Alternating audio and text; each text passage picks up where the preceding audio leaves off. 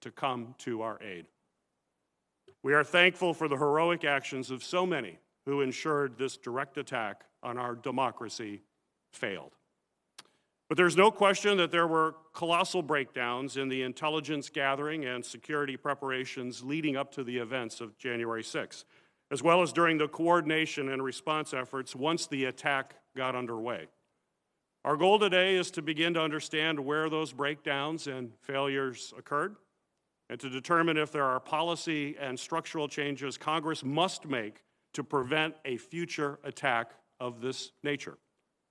In my role on the Homeland Security Committee, I've worked to draw attention to the rising threat of domestic terrorism, including the rise of insidious ideologies of white supremacy, anti-government militias, and now QAnon conspiracies. These ideologies are intertwined in numerous ways, and on January 6, we saw just how quickly they can shift from online communities to committing organized, violent attacks in the real world. But the warning signs were there. Just a few months earlier in my home state of Michigan, law enforcement successfully stopped a plot by anti-government militias to kidnap our state's governor. We've seen an increase in violent crimes over the last decade that are driven by hateful ideologies. And we saw the deadly and tragic consequences on January 6 when the domestic terrorist threat was not taken as seriously as it should have been.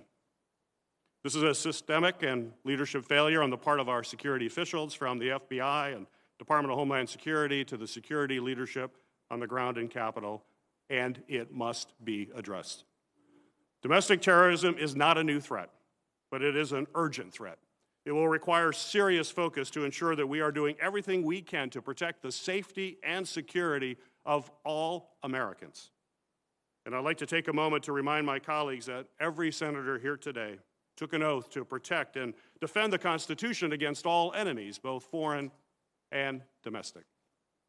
As the committees charged with oversight, strengthening Homeland Security, and maintaining Capitol operations, we have a solemn duty to thoroughly examine the security breakdowns and make needed reforms. And I'm hopeful we'll be able to work together and carry out this responsibility in a serious and a nonpartisan way. And finally, while today's hearing is our first on January 6th attack, it will not be our last. We will continue to seek testimony and information from a range of agencies and officials who were involved in preparing for and responding to the events of the day for the U.S. Capitol and for the entire region. The attack on January 6th was an extraordinary event that requires exhaustive consideration. The American people deserve answers on why their Capitol was breached. And I look forward to having a productive discussion with our witnesses in order to provide the American people with those answers. Thank you, Madam Chair. Good. Senator Blunt. Thank you, Chairwoman Klobuchar. It's great to work with you and Chairman Peters and Senator Portman as we move forward on this hearing on what happened on January the 6th, and I think that'll obviously also require discussion of what happened in the days immediately leading up to January the 6th. This hearing, as Senator Peters and you have both said, really the beginning of a series of efforts that hopefully we can approach in a bipartisan way that looks for solutions and ensures that the deadly, outrageous, destructive attack that marks such a sad day in our history never happens again. Certainly the officers who defended the Capitol that day deserve to be recognized and praised for their valiant efforts and their willingness every day to stand ready to do what needs to be done to defend the Capitol and those who work there. I'm certainly grateful to them. I'm particularly grateful in this instance to the Metropolitan Police Department and their really admirable response to be here quickly, to be here with significant numbers of people in the very short term, and within an hour to have an incredible impact on what was going on here at the Capitol in a positive way. The failures of the day, unfortunately, were of the most serious kind. Senator Klobuchar has already mentioned the 3 officers whose lives were lost and other officers who have really had to deal with this in a significant way. You also have to remember that this was an event where the families of our officers were watching in real time on television in an attack where they're seeing people that mean the entire world to them in this fight for their lives and fight for our lives and the Capitol. Three of today's witnesses, former House Sergeant-at-Arms Irving, former Senate Sergeant-at-Arms Stenger, and former Chief of the United States Police, Capitol Police Son, were all charged with the protection of the Capitol on January the 6th. We need to hear from them whether it was a failure of imagination of what could go wrong, a failure of intelligence gathering and dissemination, a failure of preparation, which ultimately led to this problem, or maybe a structural failure that just is not designed in a way that it allows us to respond to an immediate crisis, and obviously we need to get that done. I want to hear from Chief Conte of the Metropolitan Police Department to learn about the department's role and frankly to learn how their decision-making process appeared to be so much quicker than the decision-making process we could go through here. I believe it's important for everyone to note that the attacks on January the 6th did not prevent Congress from fulfilling its responsibilities. Both chambers reconvened that evening and finished the certification of the results of the Electoral College. I think Senator Klobuchar and the Vice President and I left the building about 4 a.m. On Friday morning, but we did get our work done where the American people and people all over the world would have expected it to get done.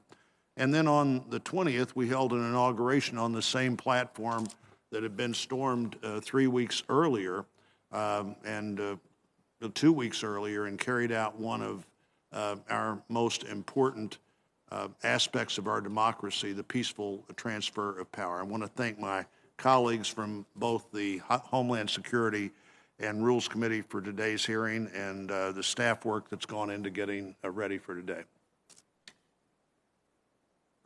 Ranking Member Portman. Thank you, Chairman Peters, Chairwoman Klobuchar, Ranking Member Blunt for the constructive comments this morning. In this business, you often finish like you start, and I appreciate the fact that we're starting this review by taking the politics out of it so we can get to the bottom of what happened. I want to start by expressing my gratitude on behalf of everybody for the men and women of law enforcement, U.S. Capitol Police, Secret Service, National Guard, Metropolitan Police Department, the FBI, and all the law enforcement agencies who put their safety on the line to safeguard democracy on January 6th. As I said on the Senate floor that night, it was thanks to them that Vice President Pence, members of Congress, staff, and the Capitol Complex workforce were protected, and we were able to complete our constitutional duty of certifying the election. It was important, in my view, that we sent a clear message that night to our constituents and to the world that we would not be intimidated, that the mob would not rule here. But that message could not have been delivered without law enforcement securing us and our respective chambers. 7 individuals lost their lives as a result of the Capitol attack, including 2 Capitol Police officers and a D.C. Metropolitan Police Department officer. We will never forget the service and sacrifice of Officers Brian Sicknick, Jeffrey Smith, Howard Liebengood. I knew Officer Liebengood. I saw Howie most days at his post at the Russell office building. His colleagues will tell you no officer was more dedicated to the mission of the Capitol Hill Police Department, the mission and duty to serve and protect, and I'm proud to have called him a friend. We will never forget Officer Eugene Goodman and the hundreds of other officers who were heroes on the front lines that afternoon, that evening, many of whom sustained injuries. To honor that kind of sacrifice and avoid future attacks, we have got to take a really hard look at what happened on January 6th.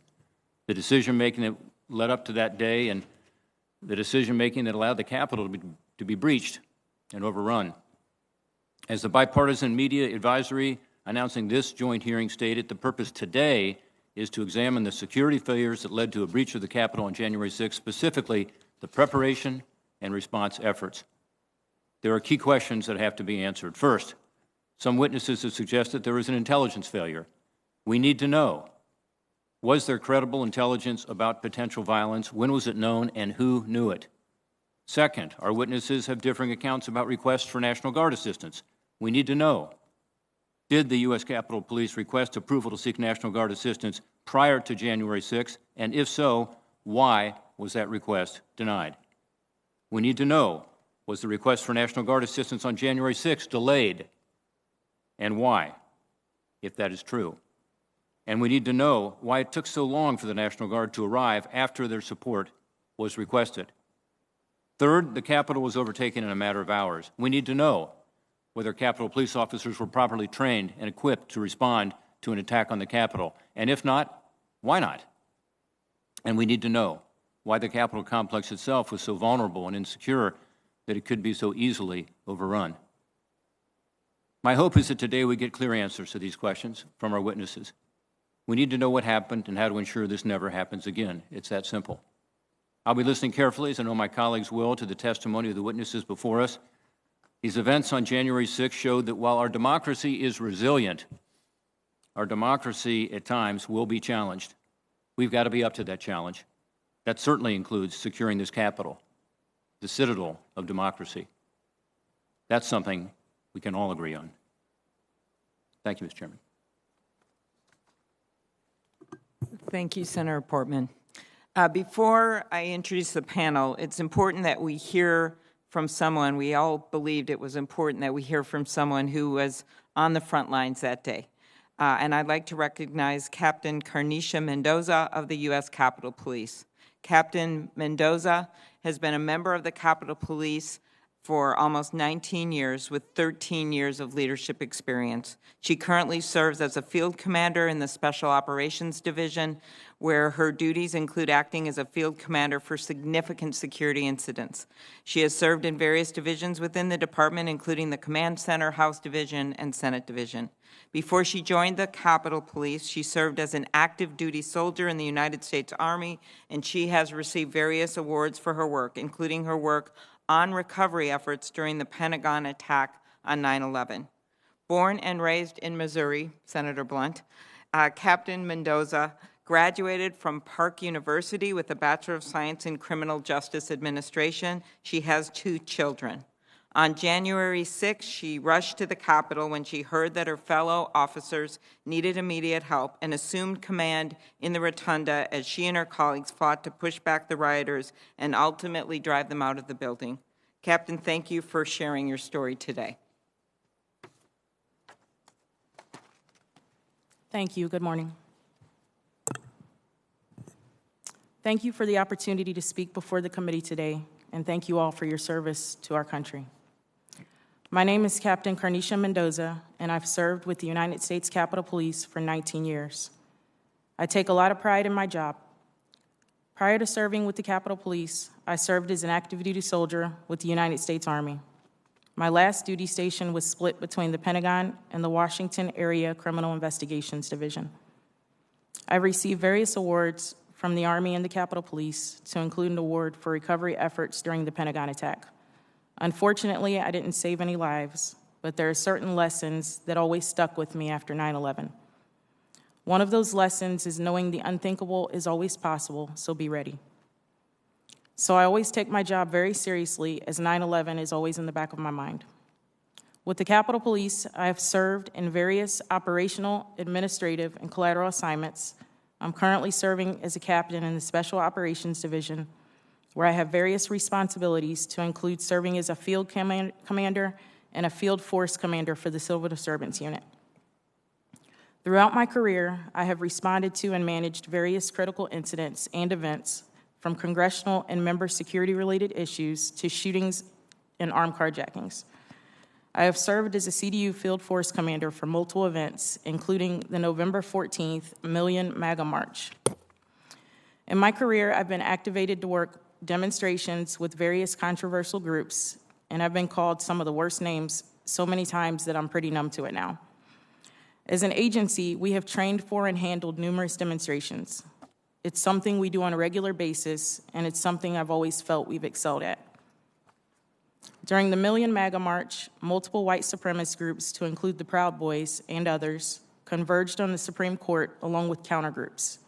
The Civil Disturbance Unit fought hard that day, physically breaking up fights, and separating various groups. I literally woke up the next day unable to move due to the pain. On January 6th, we anticipated an event similar to the Million MAGA March that took place on November 14th, where we would likely face groups fighting among one another. Additional civil disturbance units were activated that day. I was working the evening shift and had planned to report in at 3 p.m. I was prepared to work a 16-hour shift and assume field force commanders should the event continue into the evening and overnight shifts. It was approximately 1:30 in the afternoon. I was home eating with my 10-year-old, spending time with him before what I knew would be a long day, when a fellow captain contacted me and told me things were bad and that I needed to respond in. I literally dropped everything to respond to work that day early. I arrived within 15 minutes and I contacted dispatch to ask her what active scenes we had. I was advised things were pretty bad. I asked where assistance was needed and was advised of 6 active scenes. There was an explosive device at the Democratic National Committee building, a second explosive device at the Republican National Committee building, and large hostile groups at different locations outside the Capitol building. I advised the dispatcher I would respond to the DNC since that building was closest to where I was at the time. En route, I heard officers at the Capitol building calling for immediate assistance, so I proceeded past the DNC to the Capitol. As I arrived to the east front plaza of the Capitol, I heard an officer yell there was a breach at the rotunda door, and I heard various officers calling for assistance at multiple locations throughout the building. Many of the doors to the building were not accessible due to the size of the crowd. I was able to enter a lower-level door with the assistance of a Capitol Division officer. Once inside the memorial door, I immediately noticed a large crowd of possibly 200 rioters yelling in front of me. Since I was alone, I turned to go back so I could enter another door, but within the few seconds it took me to walk back to the door I entered, there were already countless rioters outside the building banging on the door. I had no choice but to proceed through the violent crowd in the building. I made my way through the crowd by yelling and pushing people out of my way until I saw Capitol Police civil disturbance units in riot gear in the hallway. They were holding the hallway to keep rioters from penetrating deeper into the building. I immediately jumped in line with them to assist with holding the crowd of rioters. At some point, my right arm got wedged between rioters and the railing along the wall. A CDU sergeant pulled my right arm free, and had he not, I'm certain it would have been broken. Shortly after that, an officer was pushed and fell to the floor. I assisted the officer to a safer location and got back in line. At some point, the crowd breached the line officers worked so hard to maintain. Civil disturbance units began to redeploy to keep rioters from accessing other areas of the building. I proceeded to the rotunda where I noticed a heavy smoke-like residue and smelled what I believed to be military-grade CS gas, a familiar smell. It was mixed with fire extinguisher spray deployed by rioters. The rioters continued to deploy CS into the rotunda. Officers received a lot of gas exposure, which is worse inside the building than outside because there's nowhere for it to go. I received chemical burns to my face that still have not healed to this day. I witnessed officers being knocked to the ground and hit with various objects that were thrown by rioters. I was unable to determine exactly what those objects were. I immediately assumed command in the rotunda and called for additional assets. Officers began to push the crowd out the door. After a couple hours, officers cleared the rotunda, but had to physically hold the door closed because it had been broken by the rioters. Officers begged me for relief as they were unsure how long they could physically hold the door closed, with the crowd continually banging on the outside of the door, attempting to gain reentry. Eventually, officers were able to secure the door with furniture and other objects. I'm proud of the officers I worked with on January 6th. They fought extremely hard. I know some said the battle lasted 3 hours, but according to my Fitbit, I was in the exercise zone for 4 hours and 9 minutes, and many officers were in the fight even before I arrived. I'm extremely proud of the United States Capitol Police. I'm especially proud of the officers who are the backbone of this agency and carry out day-to-day operations. I know with teamwork we can move forward. The night of January 7th into the very early morning hours of my birthday, January 8th, I spent at the hospital comforting the family of our fallen officer, and met with the medical examiner's office prior to working with fellow officers to facilitate a motorcade to transport Officer Sicknick from the hospital. Of the multitude of events I've worked in my nearly 19-year career in the department, this was by far the worst of the worst. We could have had 10 times the amount of people working with us, and I still believe the battle would have been just as devastating. As an American and as an Army veteran, it's sad to see us attacked by our fellow citizens. I'm sad to see the unnecessary loss of life. I'm sad to see the impact this has had on Capitol Police officers. And I'm sad to see the impact this has had on our agency and on our country. Although things are still raw and moving forward will be a difficult process, I look forward to moving forward together as an agency and as a country. In closing, I want to honor Chief Sun's leadership. I served under his command as a watch commander for 3 years and was able to personally see his hard work and dedication. He was fully dedicated to the United States Capitol Police, and he cared about every employee on the department. I often hear employees on the department praise his leadership and his ability to inspire others. He's made a significant impact on our agency. Thank you, Chief. Thank you. Thank you very much, Captain Mendoza, for that beautiful statement and for your work on behalf of our country.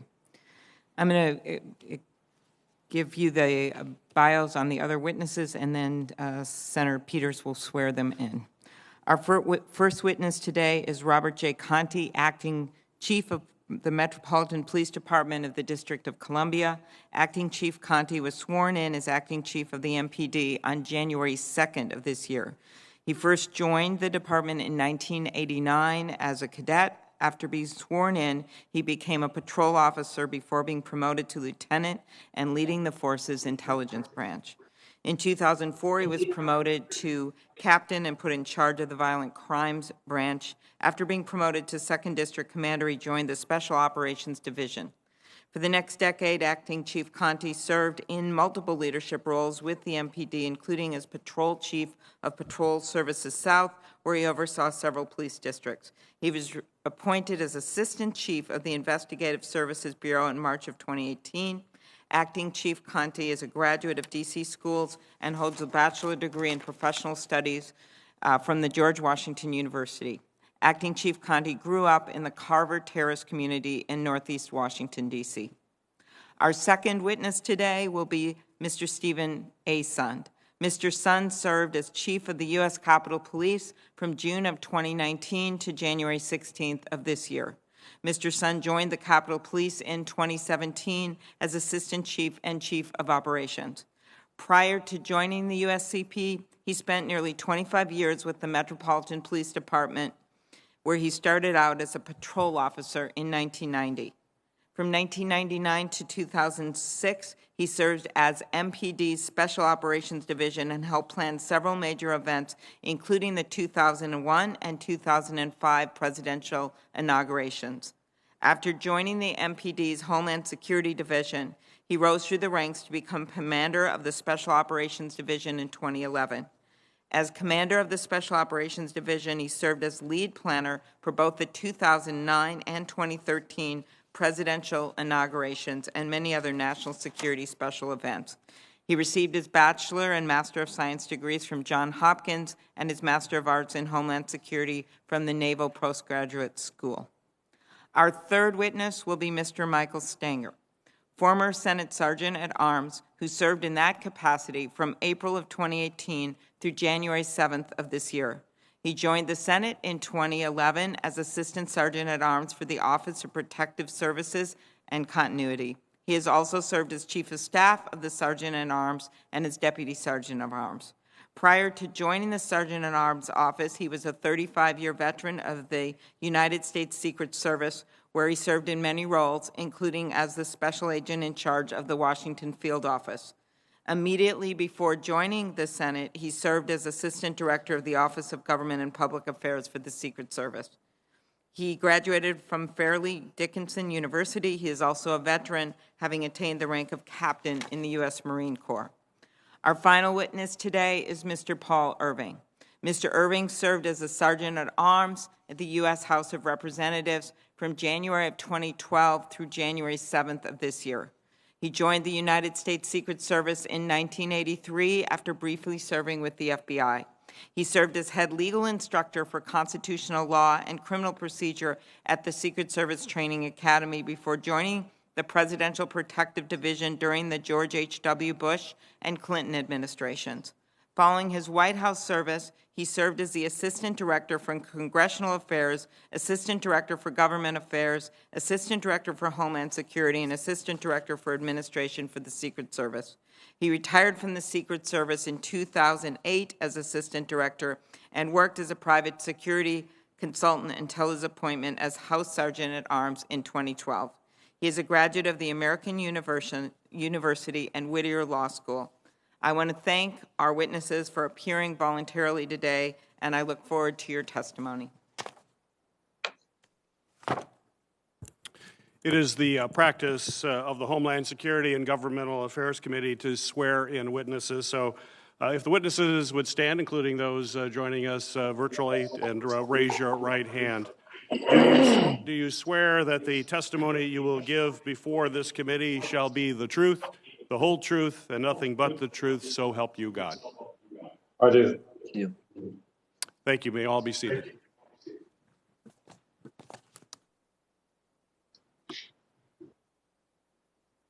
You want to begin then, Chief Conte? Sure. Good morning, Chairman Peters, Chairwoman Klobuchar, Ranking Members Portman and Blunt, and members of the committee. I am Robert J. Conte III, the Acting Chief of Police of the Metropolitan Police Department, the primary police force in the District of Columbia. I appreciate this opportunity to brief you on the events of January 6, 2021, a dark day for our country.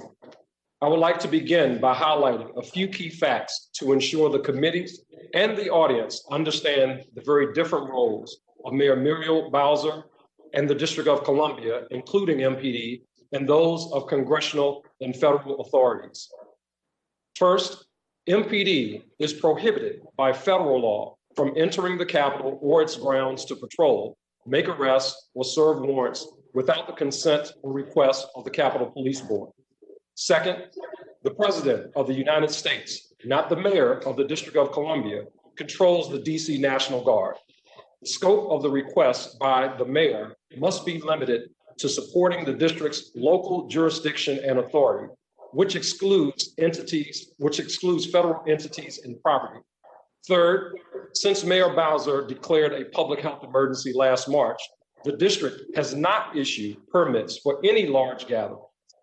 Although the district and MPD take pride in facilitating the exercise of First Amendment rights by all groups, regardless of their beliefs, none of the public gatherings on January 5th and 6th were issued permits by the city. On the morning of January 6th, MPD was prepared to support our federal partners with a First Amendment assembly that was held primarily on federal land, while continuing to patrol and respond to calls for service throughout DC. Based on our experience with prior demonstrations after the election, we recognize that there was a possibility of violence, especially after dark as smaller groups of protesters gathered with malicious intent on our city streets. To be clear, available intelligence pointed to a large presence of some of the same groups that had contributed to violence in the city after demonstrations in November and December. The district had intelligence indicating the potential for violent actions in the streets of the District of Columbia. In preparation for the anticipated demonstrations and the possibility of violence on city streets, MPD was fully deployed on 12-hour shifts the week of January 4th, with days off and leave canceled. At Mayor Bowser's request, several area police departments were on standby in DC, and more than 300 members of the National Guard were deployed on district streets, providing traffic control and other services. However, these resources were barely enough to counter an event that had never happened in the history of the United States: a mob of thousands of American citizens launching a violent assault on the US Capitol, the seat of our government, in an attempt to halt the counting of the electoral ballots, an essential step in the peaceful transfer of power in our nation.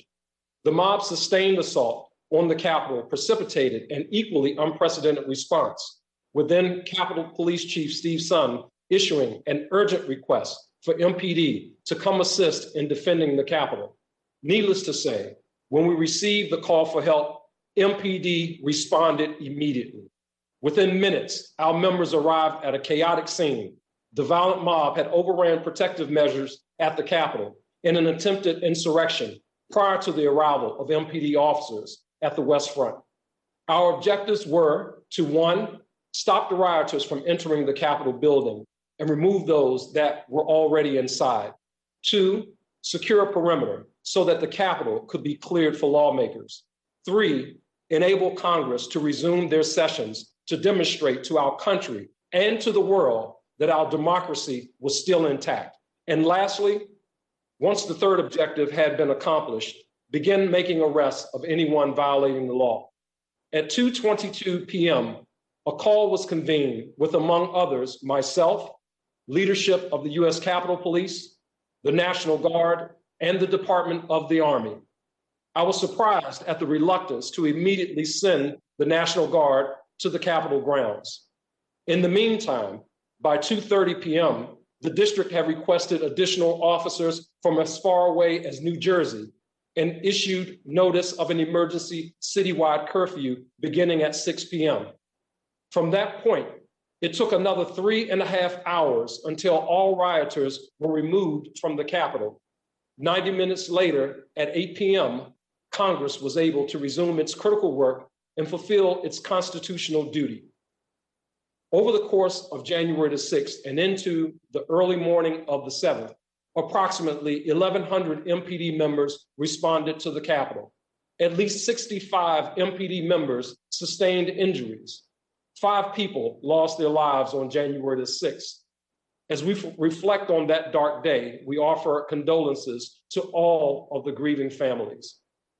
In closing, I appreciate the opportunity to highlight the heroism of MPD officers who put their lives on the line to protect the Capitol, Congress, and our democracy.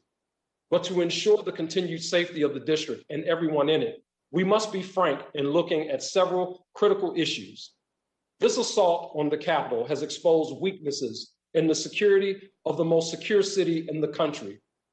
The federal police forces in DC will be re-examining their security protocols, given the risk of both foreign and domestic terrorism. As the chief of the district's municipal police force, I must think about our preparations not only for possible attacks, but the daily impact of the changing operations of our federal partners. As they harden targets in the federal enclave, other buildings in the city under MPD jurisdiction may become more likely targets. This concludes my testimony. I am happy to answer any questions. Thank you very much. Mr. Sund.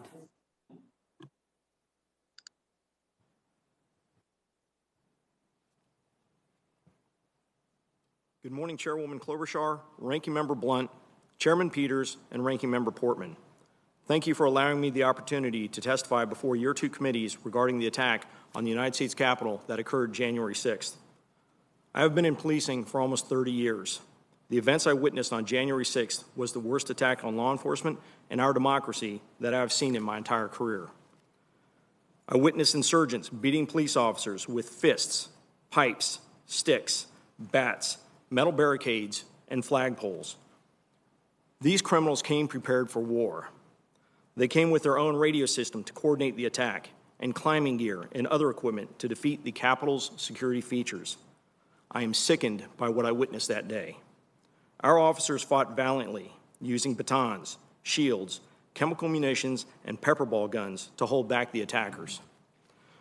Capitol Police and responding law enforcement agencies showed tremendous restraint by not using their firearms, which would have likely led to a more chaotic situation and a possible mass casualty incident.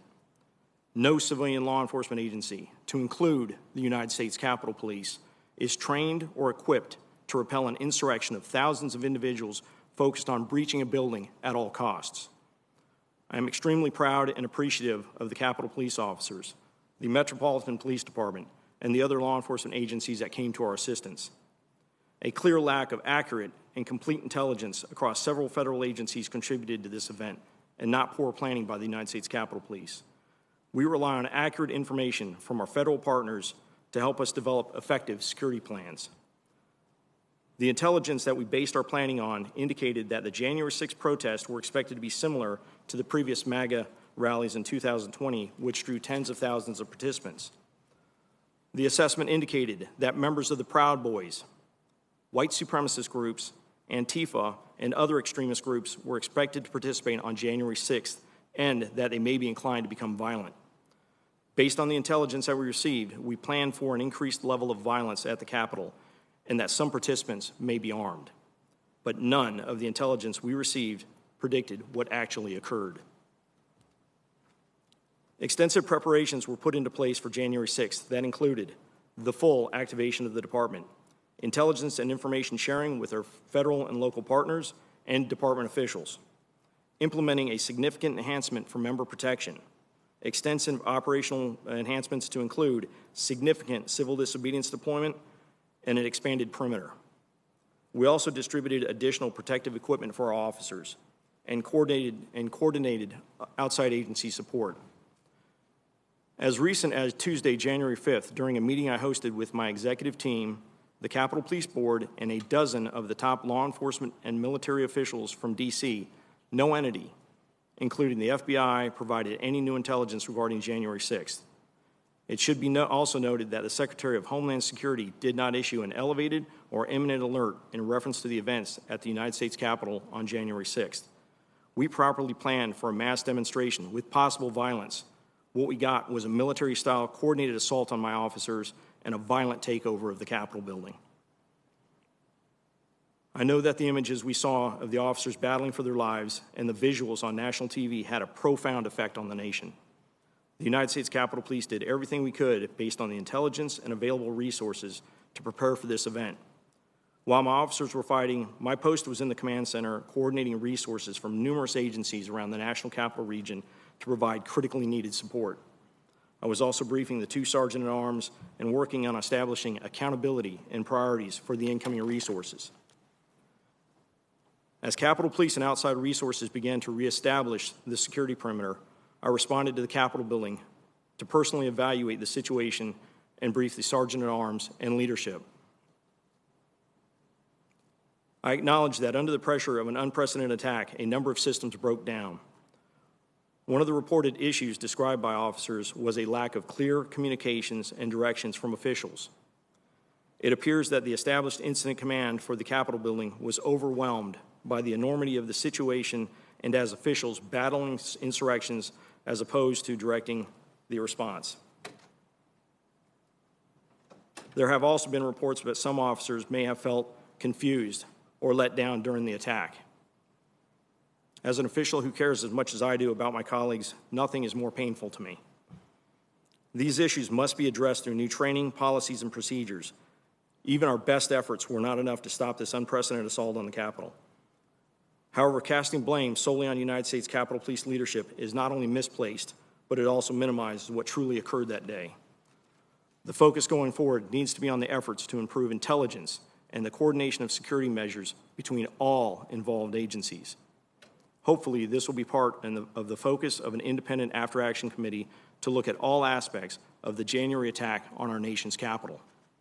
In closing, I want to again recognize the heroic efforts of the Capitol Police officers, who on January 6th, outnumbered and against the odds, successfully carried out their mission to protect the members of Congress and the legislative process. I couldn't have been more proud to be part of their team and the USCP mission. I'm available to answer any questions you may have. Thank you. Thank you, Mr. Sund. Mr. Stenger. Chairwoman Klobuchar, Chairman Peters, Ranking Member Blunt, and Ranking Member Portman. The National Capital Region is a unique environment for law enforcement. The U.S. Capitol Police, in conjunction with the sergeants at arms, work to provide security of the Capitol complex and its population. But there is a shared responsibility with other law enforcement groups within the region. Sharing of information and resources is paramount for success. Once assuming the position of the Senate Sergeant at Arms, enhancement of the working relationship between my office and U.S. Capitol Police had been a priority. I am a proponent of the concept of intelligence-led policing. This methodology can be used in assessing threats to individual members as well as threats to the campus. As in all intelligence operations, it is only as good as the analyst assessing it. And that assessment is then placed in the appropriate hands to take steps in order to mitigate any threats. We have to be careful of returning to a time when possibility rather than probability drives security planning. For the events of January 6th certainly reveal that a review of intelligence should be done. Returning to the concept of possibility driving security operations may result in poor use of resources. This is the constant give and take of security planning. There is an opportunity to learn lessons from the events of January 6th. Investigations should be considered as to the funding and travel and what appears to be professional agitators. First Amendment rights should always be considered in conjunction with these investigations. Law enforcement coordination in the National Capital Region should be reviewed to determine what can be done in a more efficient and productive manner. Intelligence collection and dissemination, training, and concepts on the use of force must be consistent. This integration should be accomplished without regard to self-interest and cost. In conclusion, whenever you prepare for a major event, must always consider the possibility of some level of civil disobedience at these demonstrations and plan accordingly. Events of January 6th went beyond disobedience. This was a violent, coordinated attack where the loss of life could have been much worse.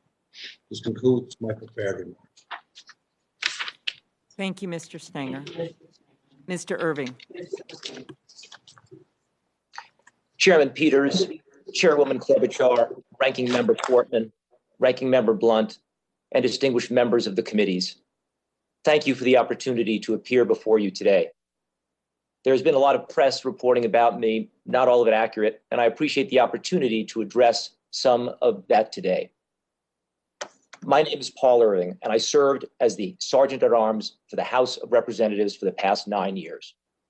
Serving in that role was one of the great honors of my life, and I count it a privilege to have worked with speakers from both political parties, including Speaker Boehner, Speaker Ryan, and Speaker Pelosi. I'm a law enforcement officer by training. My professional career started more than 40 years ago as an intern at the Department of Justice, and then as a clerk at the FBI. I later became a special agent at the Secret Service, where I worked on 2 different presidential protection details and ultimately rose to the rank of assistant director. Like you, I am profoundly saddened by the events of January 6th. The entire world witnessed horrific acts of violence and destruction carried out by our very own citizens against the global symbol of democracy, our seat of government. I am particularly saddened by the loss of life, which included 3 officers. My heart goes out to all the families that lost a loved one. We began planning for the protests of January 6th in December 2020. The planning relied on what we understood to be credible intelligence provided by various state and federal agencies, including a special event assessment issued by the Capitol Police on January 3rd. The January 3rd assessment forecast that the protests were, quote, expected to be similar to the previous million MAGA March rallies that had taken place in November and December 2020. Every Capitol Police daily intelligence report between January 4 and January 6th, including on January 6th, forecast the chance of civil disobedience or arrest during the protests as remote to improbable. I relied on that intelligence when overseeing the security plan put forth by Chief Sun. The Chief's plan took on an all-hands-on-deck approach whereby every available sworn Capitol Police employee with police powers was assigned to work on January 6th. That meant approximately 1,200 Capitol Police officers were on site, including civil disturbance units and other tactical teams. I also understood that 125 National Guard troops were on notice to be standing by for a quick response. The Metropolitan Police Department was also on 12-hour shifts with no officers on day off or leave, and they staged officers just north of the Capitol to provide immediate assistance if required.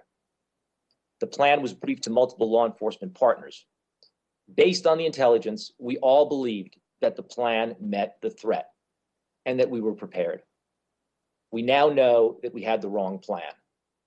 As one of the senior security leaders responsible for the event, I am accountable for that. I accept that responsibility, and as you know, I have resigned my position. Much has been said about whether optics affected my judgment in a January 4 telephone call with Chief Sund and Senate Sergeant at Arms Stenger about a National Guard offer to incorporate 125 unarmed National Guard troops into the security plan. The Guard's purpose would have been to work traffic control near the Capitol. My use of the word optics has been mischaracterized in the media. Let me be clear. Optics, as portrayed in the media, played no role whatsoever in my decisions about security, and any suggestion to the contrary is false. Safety was always paramount when making security plans for January 6th. We did discuss whether the intelligence warranted having troops at the Capitol. That was the issue, and the collective judgment at that time was no, the intelligence did not warrant that. If the chief or any other security leader had expressed doubt about our readiness without the National Guard, I would not have hesitated to request them. Chief Sund, Senate Sergeant at Arms Stenger, and I were confident in the chief's plan, and I did whatever I could to ensure that Chief Sund had the support needed to prepare and execute that security plan. And on January 6th, when I was asked for authorization to request National Guard assistance, I approved it. There are important lessons to be learned from January 6th. I commend the committees for conducting this proactive review of the events leading up to and on January 6th. I want to help the staff and members make changes and improvements and to ensure the tragedies of January 6th never occur again. I look forward to answering your questions. Thank you very much. We'll now begin questioning. I want to start out just to clear up one thing by just asking all of our witnesses a yes-no question. Based on what we know now, including the recent Department of Justice indictment, do you agree that there is now clear evidence that supports the conclusion that the January 6th insurrection was planned and it was a coordinated attack on the U.S. Capitol? Just say, everyone agree? Yes. Okay. Would you agree that this attack involved white supremacists and extremist groups? Yes. Okay. Would you agree that this was a highly dangerous situation, which was horrific, but could have actually been worse without the courage of the officers that you commanded? Yes. Okay. Yes. Thank you. Yes. Okay, so now let's look at what we knew leading up to it, or what you knew leading up to it, or what people that worked for you knew leading up to it. We knew leading up to it that on leading up to January 6th, President Trump sent nationwide tweets telling people to come to Washington on January 6th and saying, "Be there, will be wild." And according to public reporting by the Washington Post, the FBI's Norfolk Field Office issued a threat report on January 5th that detailed specific calls for violence online in connection with January 6th, including that protesters, quote, "be ready to fight," end quote, and, quote, "go there ready for war," end quote. I guess I'll start with you, Mr. Sund. When a critical intelligence report is received by the Capitol Police from an intelligence community source like the FBI, who usually would receive it? And I guess I'll start with, did you receive this report? Thank you very much for the question, ma'am. I actually, just in the last 24 hours, was informed by the department that they actually had received that report. It was received by what we call one of our sworn members that's assigned to the Joint Terrorism Task Force, which is a task force with the FBI. They received it the evening of the 5th, reviewed it, and then forwarded it over to an official at the intelligence division over at U.S. Capitol Police Headquarters. And so you hadn't seen it yourself? No, ma'am. It did not go any further than that. Okay. And then was it sent to the House and Senate Sergeant at Arms? I don't believe it went any farther than from the over to the sergeant at the intelligence division. Okay. And Mr. Irving, Mr. Stenger, did you get that report beforehand? Mr. Stenger, did you get the report? No. Okay. Mr. Irving? I did not. Okay. Okay. So I think that may have contributed part to the lack of information, but I'll leave that for the future. Now let's go back to another report. I know on January 3rd, Mr. Sun, you said in your written testimony that the Capitol Police published intelligence assessments of the event, including one on January 3rd. Do you mostly rely on your federal partners like the FBI to gather and analyze intelligence on potential threats to the Capitol and members of Congress? Yes, I think what's important to realize as a law enforcement agency, we're a consumer of intelligence and information that's provided by the intelligence community. The intelligence community is 18 federal agencies that collect information, do the analyzing of the raw data, raw intelligence, and then provide it to us. So we're reliant on that information to be complete and accurate.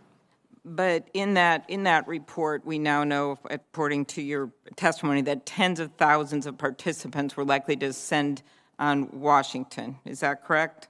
Yes, ma'am. Okay. And the January 3rd memo, according to the Washington Post, made clear that supporters of President Trump see January 6th as the last opportunity to overturn the results of the presidential election, and that, quote, this sense of desperation and disappointment may lead to more of an incentive to become violent. Is that correct? Yes, it is, ma'am. The article also quoted the memo as stating that unlike previous post-election protests, the targets of the pro-Trump supporters are not necessarily the counter-protesters, but rather Congress itself is a target on the 6th. Is that right? That is correct. And did you have any indication that many of these protesters might arrive armed or that members of extremist groups might be there? We knew that members of extremist groups would be there, and there was social media calls for people to come armed. Yes. You've also said that at a January 5th meeting with Capitol Police, the Sergeant-at-Arms and federal law enforcement, military officials, all present at the meeting indicated that there was no new intelligence to report for January 6th. Is that right? That is correct, ma'am. But your testimony states that the Capitol Police took a number of steps after these assessments, like what you said was the largest number of civil disturbance unit platoons possible, increasing dignitary protection coverage, coordinating with the D.C. police, and ordering all hands-on-deck status for Capitol Police. Is that right? That is correct, ma'am. We took extensive efforts to prepare for the events based on the information, much of which you just reviewed, yes. Okay, good. So if the information was enough to get you to do that, why didn't we take some additional steps? Why didn't you and others involved to be better prepared to confront the violence? We expanded our perimeter. When we expanded the perimeter, again, we knew there was going to be some maybe limited violence, but we did. We expanded the perimeter. We took a number of steps to outfit our personnel with additional hard gear. We developed a plan for if we had protesters that may be armed. And that was one of the reasons, the expanded perimeter and the heightened risk, that I went to the Sergeant-at-Arms and requested the National Guard. But now you realize it wasn't enough, those security measures. Is that right? Well, that is, hindsight being what it is. I mean, you look around the Capitol right now and you see the resources that were brought to bear based on the information we now know from January 6th. Okay. Mr. Sun, you stated in your written testimony that you first made a request for the Capitol Police Board to declare an emergency and authorize National Guard support on Monday, January 4th, and that request was not granted. That is correct, ma'am. Your testimony makes clear that the current structure of the Capitol Police Board resulted in delays in bringing in assistance from the National Guard. Would you agree with that? That's one of the things we want to look at. Yes, ma'am. Okay. Do you think that changes are needed to make clear that the Capitol Police Chief has the authority to call in the National Guard? I certainly do. I think in exigent circumstances, there needs to be a streamlined process for the Capitol Chief of Police, for the Capitol Police, to have authority. Okay. And Mr. Stenger, do you think that reforms are needed to the structure of the Capitol Police Board to make that clear? I think a review of the Capitol Police Board and their statutory authority is probably would be a good time to do this now. There's a lot of statutes out there in the Capitol Police Board that go back many, many years. Things have changed, and it's probably to make the board a little bit more nimble. It's probably not a bad time and an idea to take a look at what's there. It's probably an understatement with what happened, but thank you. Mr. Irving, your views? I would certainly agree with both Chief Sund and Michael Stenger. I think a review would certainly be warranted at this time of the Capitol Police Board. Mr. Sund, your written testimony states that you had no authority to request the assistance of the National Guard without an emergency declaration of the Capitol Police Board. Okay. On what rule, regulation, or authority did you base that view? I'd have to go back and look at the specific rule, but it's a standing rule that we have. I cannot request the National Guard without a declaration of emergency from the Capitol Police Board. It's kind of interesting because it's very similar to the fact, I can't even give my men and women cold water on an excessively hot day without a declaration of emergency. It's just a process that's in place. And to be clear, apart from the Capitol Police Board, you also face delays in getting authorization to bring in the National Guard from the Department of Defense. Is that correct? We'll be hearing from them next week. Yes, ma'am, that is correct.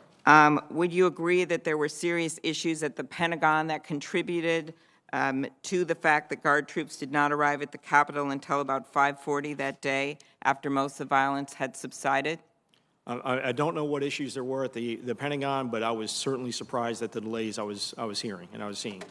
Okay, very good. And my last question, just as of all of you, in addition to the reforms of the police board, which are very clear need to be made, any other suggestions that wouldn't involve classified information you have for us, Mr. Sund? As reference to some of the recommendations, I would look at, again, one of the big things that I think was a contributing factor to this was intelligence. I think as you meet with the intelligence community and law enforcement in the intelligence community, we have a very good relationship.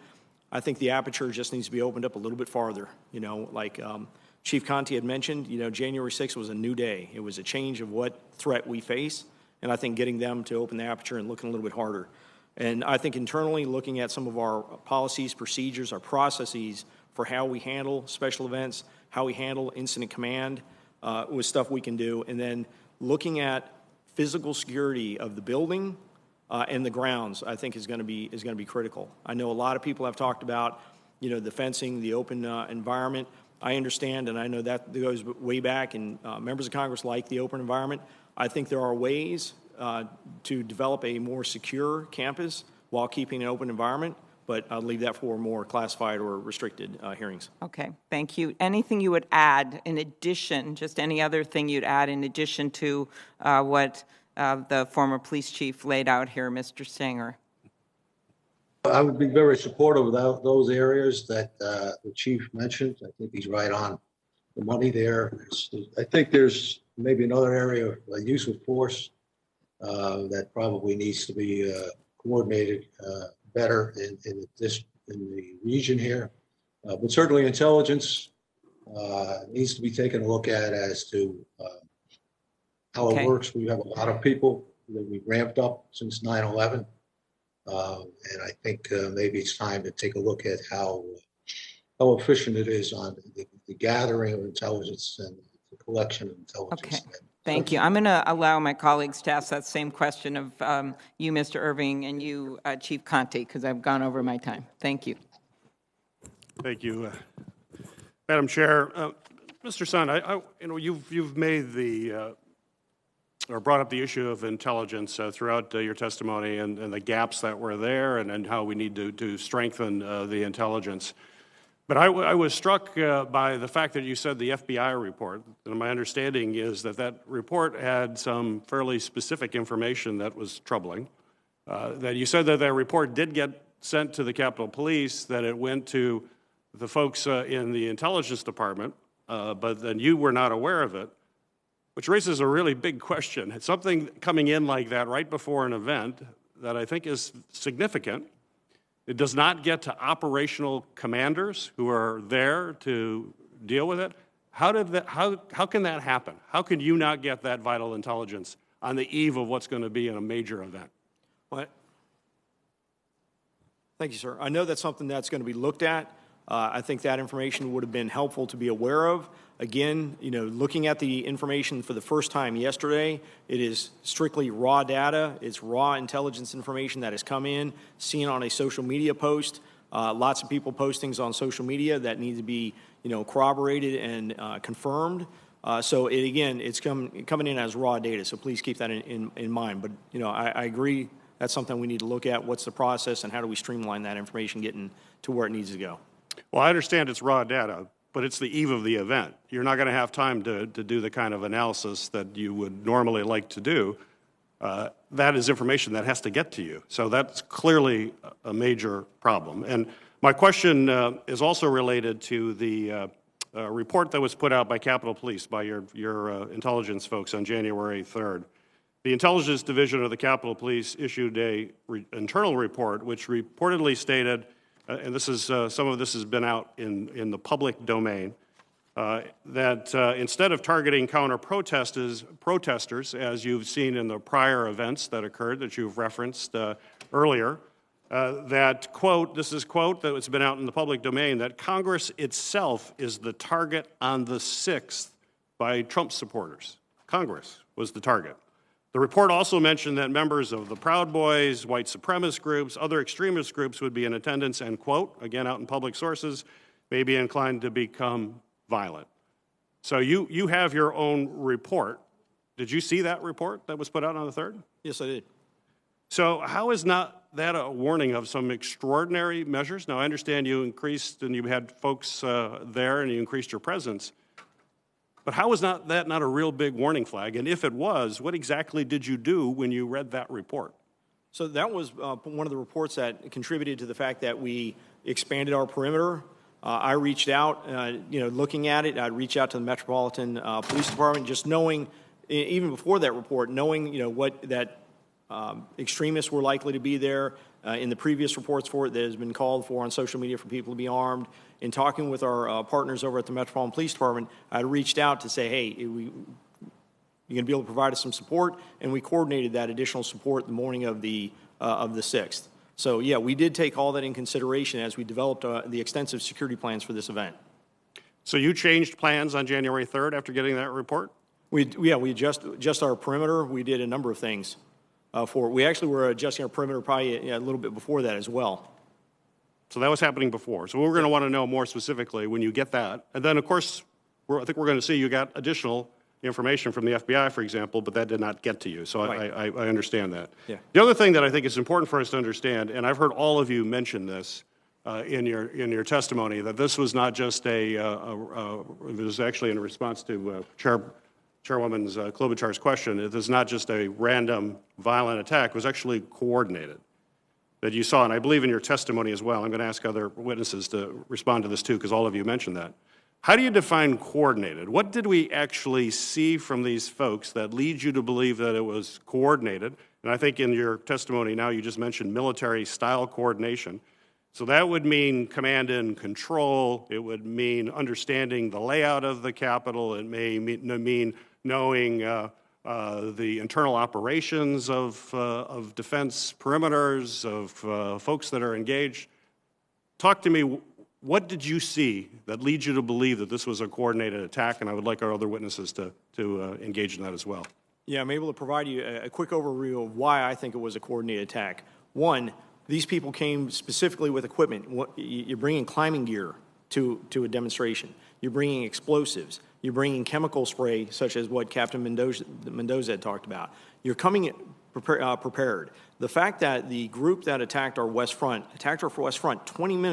approximately 20 minutes before the event over at the Ellipse ended, which means they were planning on our agency not being at what they call full strength, watching the other event, saying, hey, that event's ending, okay, everybody get on post, they're going to be marching our way, knowing that we may not be at full strength at that time. And then also the fact that we were dealing with 2 pipe bombs that were specifically, set right off the edge of our perimeter to, what I suspect, draw resources away. I think there was a significant coordination with this attack. Anyone else? Chief Conte, I think you also believed it was a coordinated attack? Oh, absolutely. My view is from the day of the incident. I think there were hand signals that were being used by several of the insurrectionists. There was radio communication by several individuals that were involved. The coordinated use of chemical munitions to include bear spray by several people that were out there. I certainly believe it was coordinated. To Chief Sun's point regarding the placement of the pipe bombs in the areas, their discovery prior to this event, all of those things. And plus, adding to that what we know in hindsight now as a result of the ongoing investigation that's being handled by the FBI, as they continue to scrub social media, I think we're learning more and more and more that this is clearly a coordinated effort. Real quick, Mr. Irving, and then I'll ask another question real quick, Mr. Irving. Based on the information provided by Chief Conte and Chief Sund, I would agree the evidence would indicate a coordinated attack.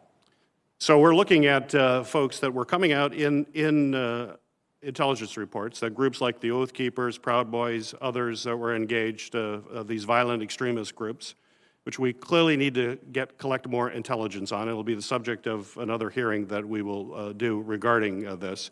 But if you look at what the DOJ is now prosecuting, 200 federal cases. The FBI has linked at least 40 to extremist groups, 59 to other defendants that have connections on social media to violent or extremist rhetoric, conspiracy theories. This is clearly an area that we've got to focus on as to why did we not have more information about these groups that were coming here planning, and usually you leave a trail when you're planning, either that or you're real sophisticated using encrypted devices and other things, but those are things that we're going to have to be looking at. Clearly, the National Guard presence was critical. I know you're going to get a lot of questions related to that, but Chief Conte, in my remaining time, just a question. Yeah, and you mentioned this in your testimony, but in an earlier statement, Chief, you stated that you were stunned by quote, the tepid response of the Army officials in response to Chief Sund's request for assistance while the violent siege was escalating. Clearly, here we got a coordinated attack. All of you saw this immediately the way they were doing. I can imagine the conversations with the National Guard. And Chief, you were stunned by the tepid response. Could you clarify that and tell us exactly how those conversations went? Yeah, so just sometime after 2:00 p.m., I had left the west front of the Capitol after initially being at the scene, assessing what was going on, looking at just how violent, looking at the violent actions that were taking place. Shortly thereafter, there was a phone call that was convened between several officials. Chief Sund was on the call, literally pleading there were several Army officials that were on the call. I don't know all by name who were on the call. Several officials from district government that were on the scene. Chief Sund was pleading for the deployment of the National Guard. And in response to that, there was not an immediate yes. The National Guard is responding. Yes, the National Guard is on the way. Yes, the National Guard are being restaged from traffic posts to respond. The response was more asking about the plan, what was the plan for the National Guard? The response was more focused on, in addition to the plan, the optics, how this looks with boots on the ground on the Capitol. And in my response to that was simply, I was just stunned that, I have officers that were out there literally fighting for their lives. And, we're kind of going through, what seemed like an exercise to really check the boxes. And there was not an immediate response. When I asked specifically, Chief Sund, was he requesting the National Guard, and was that request being denied? The response was no. We're not. From the U.S. Department of the Army was no. We're not denying the request. But they were concerned. They did have concerns. So I was just stunned at that response. Thank you. Senator Blunt. Thank you, Chairman. Chief Sund, if I have your testimony correct this morning, I think what I'm hearing you say is based on the intelligence you saw on January the 3rd, after that on January the 4th, you decided this was going to be a different kind of protest than you'd seen in November and December, and that's when you asked for an expanded perimeter and National Guard assistance. Is that correct? So the information we received, yes, it was very similar to the previous assessments. It was just a little bit more detailed. We had been analyzing kind of how we responded to the previous MAGA marches and decided to expand the perimeter. Really, when you expand a perimeter as large as we expanded it, it creates a large area you have to defend. And that was the primary reason, knowing that these protesters were coming here. We were the focus of the protest and the expanded perimeter, and we knew this was going to be a long day. The So did you know from the time you expanded the perimeter that you were going to have more help on all likelihood to defend that perimeter than your force would be able to provide? We knew the additional support would be, we could utilize the additional support, yes. So why did you believe that you needed the approval of Mr. Irving and Mr. Stenger to request assistance to the National Guard? That's always been the case. We only requested the National Guard for very specific events, usually the inauguration, and that requires a declaration of emergency from the Capitol Police Board to utilize those resources. Do you know if there's a statutory requirement for that? I could look into that and get that to you as a follow-up if you'd like. I don't know that there is, but I do know that if you get the approval to expand the perimeter and you don't have the assistance to do that, that's obviously a problem. Why didn't you contact the third member of the police board, the architect of the Capitol, Mr. Blanton? Thank you for that question, sir. My conduit to the Capitol Police Board was usually through the House and Senate Sergeant Arms. They were the ones usually having the communications with the department, especially law enforcement related issues. They're both law enforcement, and also the fact that Mr. Stenger at the time is the Capitol Police Board chairperson. But usually outside the monthly Capitol Police Board meeting that we'd have, unless it was a issue specific to the architect regarding building structure, something like that, my conduit was regularly the House and Senate Sergeant Arms. Why do you think the architect of the Capitol's on the police board? As one of the voting members and providing oversight. But apparently not enough oversight that you thought you needed to involve him in the conversation. Like I said, my usual conduit was going through the House and Senate Sergeant Arms. That's already two people I got to go to. Going to three. In the future, I guess if that's something that's going to be, that we'll implement, then I will implement it. But I was just following my usual course of action. So, Mr. Irving and Mr. Stenger both. Let's start with Mr. Irving. Why was the request for National Guard assistance not approved at the same time you approved the expansion of the perimeter? Mr. Irving? I think you're muted, Mr. Irving. Now you're definitely muted. Okay, now you should be fine. Go ahead. Am I okay now? You're okay Yes. now. Thank you. I apologize for that. Senator, I did not take the call from Chief Sund on the 4th as a request. Chief Sund called me to tell me that he had received an offer from the National Guard to provide us 125 unarmed troops to work traffic control in the perimeter of the Capitol. Shortly after that discussion, I said, let's include Sergeant at Arms Stenger as chair of the board and another senior official with quite a bit of experience. The three of us talked it through. And during that call, the number one question on the table was, did the intelligence support it? Did the intelligence support that additional offer for those 125 troops? Did you discuss this with anybody except Sergeant Arms Stenger and Chief Sund? No, it was just this one phone call.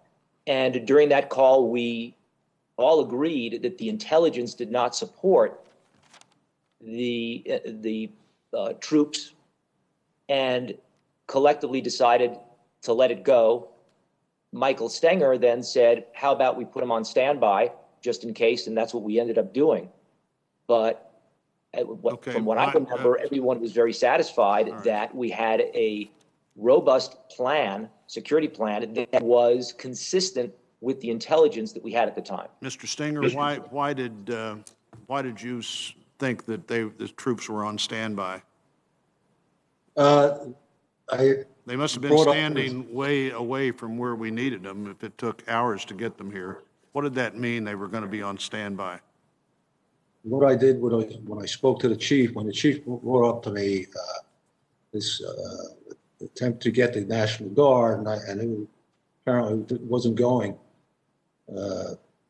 forward, I suggested to him that he reach out. He knew the National Guard commander from his previous work in the Metropolitan Police Department. And I suggested that he reach out to the National Guard commander for a couple of reasons. One of them was I had either read in the paper or heard on the news that the National Guard in D.C. was rather reticent to engage with the demonstrations this time because of the issues that had arisen during the White House demonstrations of a month ago, and that we need to make sure that the National Guard was engaged in this and that they would be willing to. Well, do you think you did make sure that they were engaged and would be willing? I'm going to have to go to one more question here. Did you think they were engaged and would be willing if called on? Yeah, that's what I think. What I asked the chief to determine from the general. All right, Mr. Irving, you said in your testimony that when asked for National Guard assistance, you approved it. Mr. Sun stated that he asked for the National Guard assistance at 1:09, and you approved. It was approved at 2:10. Why would it take an hour to approve National Guard assistance on your part in that moment of crisis? Mr. Irving. Senator, from my recollection, I did not receive a request for approval for National Guard until shortly after 2 p.m. when I was in Michael Stenger's office. Let me get that straightened out. Mr. Sun, do you know when you asked for National Guard assistance? Was it 1:09 or was it 2 p.m.? It was 1:09, sir. 1:09. And who did you ask for assistance at 1:09? It was from Mr. Irving. I believe he was in the company of Mr. Stenger at the time as well. And Mr. Irving, why would you not remember that? Senator, I have no recollection of a conversation with Chief Sund. At that time, I was on the floor during the Electoral College session, and my conversation with Chief Sund in that time frame was shortly before 1:30, when I recall he was describing conditions outside as deteriorating.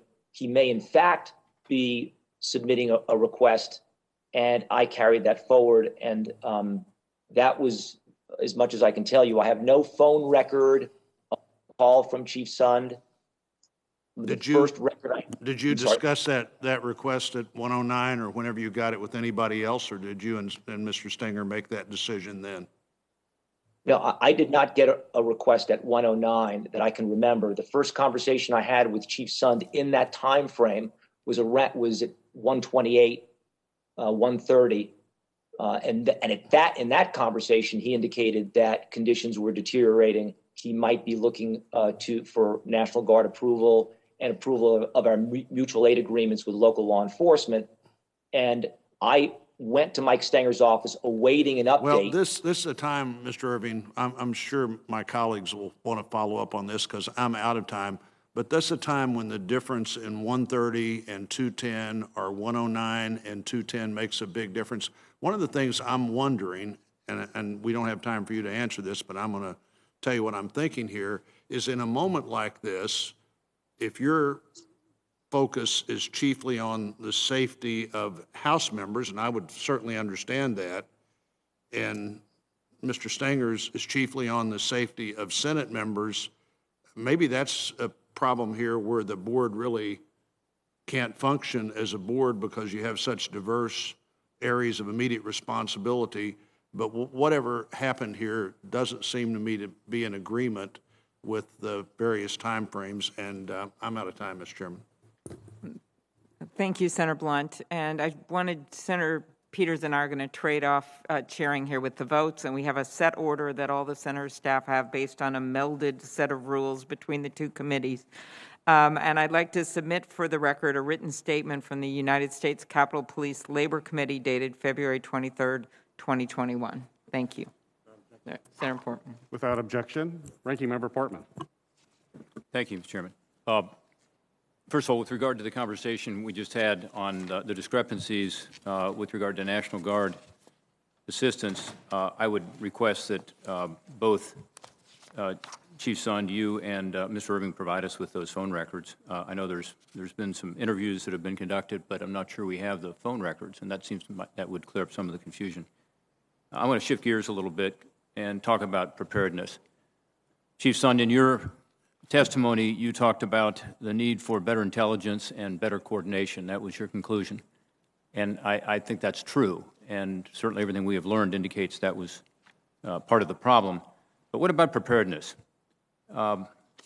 We've received information that prior to January 6th, Capitol police officers were not trained on how to respond to an infiltration of the Capitol building. Is that correct, Mr. Zund? When you talk about infiltration, you talk about a large insurrection like we saw on the January 6th? No. And why not? Why wouldn't we be prepared for an infiltration of the Capitol? Given the risk that's out there, I would say to Mr. Irving and Mr. Stenger, both of you have had distinguished careers with the Secret Service, I would ask you all to just give me a quick yes or no answer. Does the Secret Service have training regarding infiltration as an example of the White House? Yes or no? Mr. Stenger?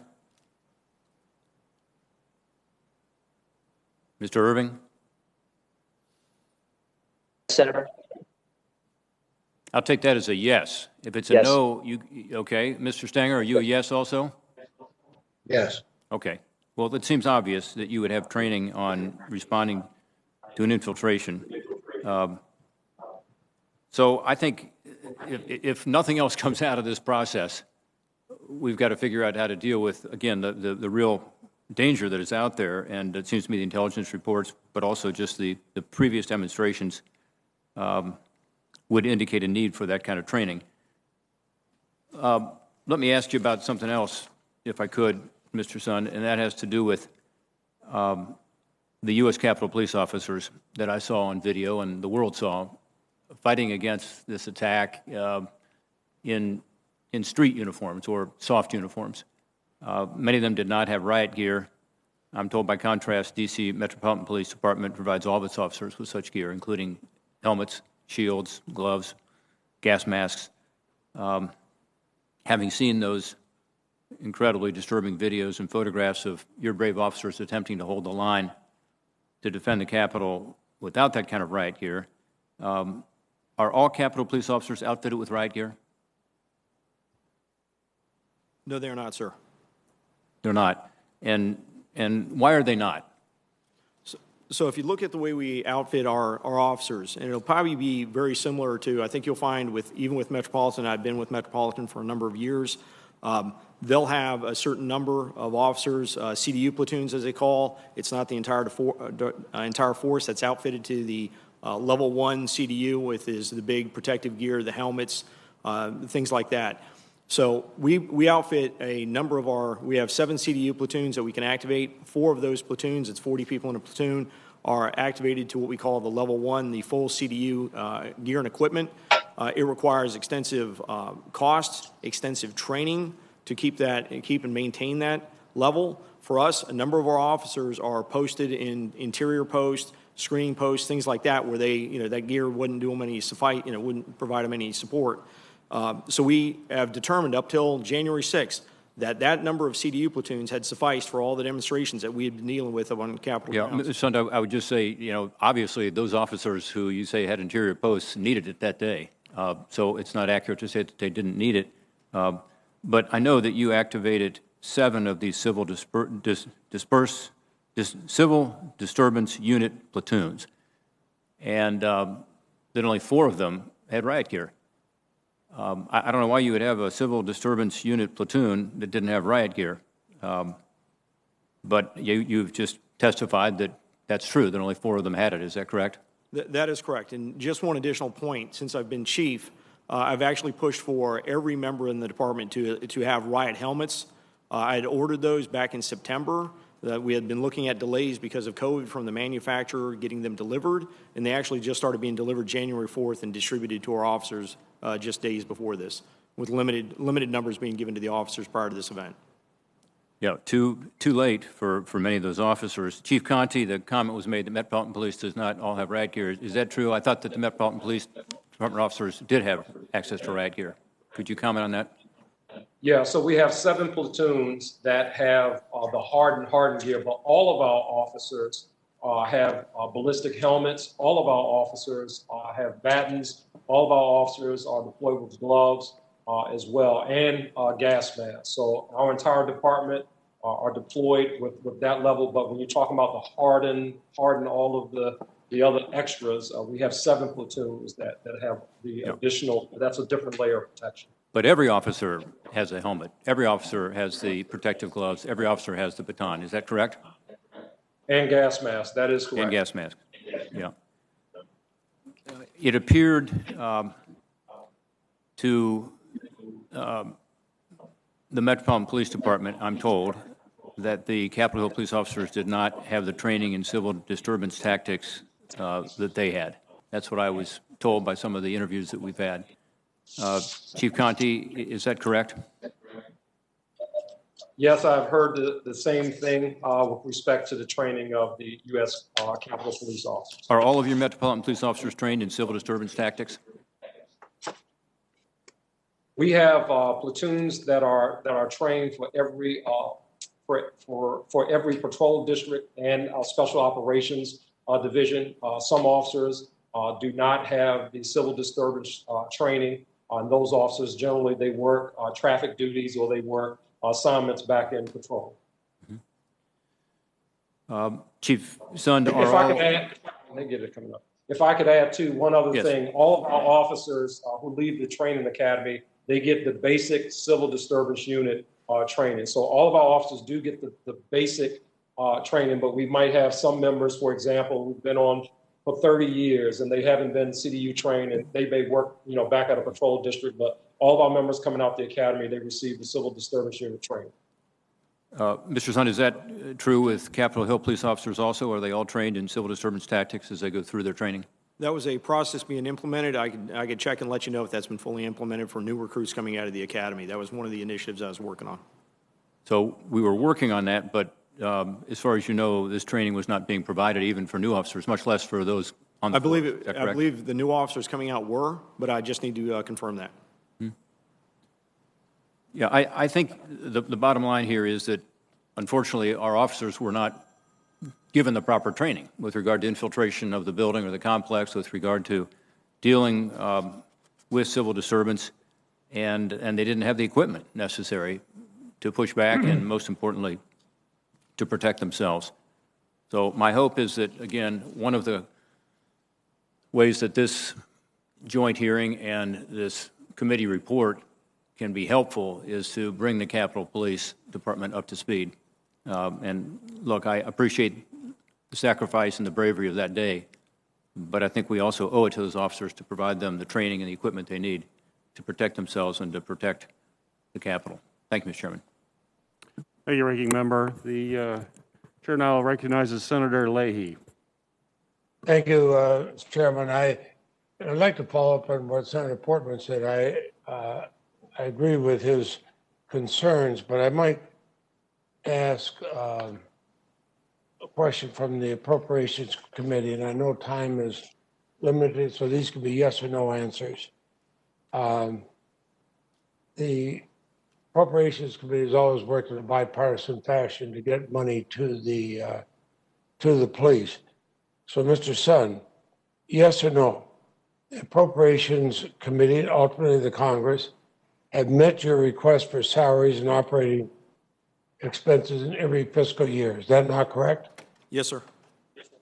Thank you. And Mr. Stenger, the Appropriations Committee and ultimately the Congress has met your request for salaries and operating expenses every fiscal year. Is that correct?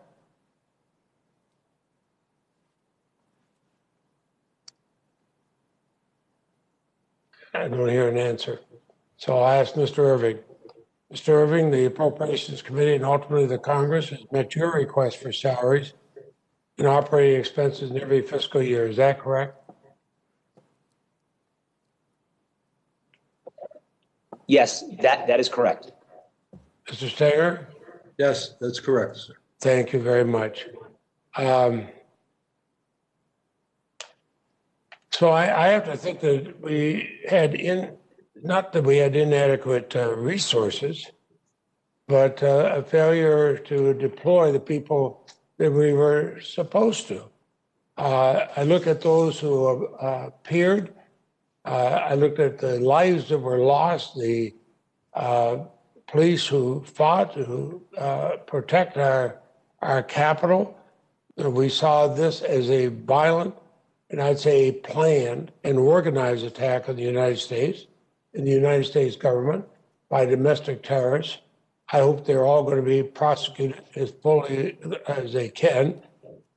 But those, when we see people encouraging them, including from the former president of the United States, who urged his followers to fight and to show strength, I really wonder why we didn't take this seriously enough to be prepared for them.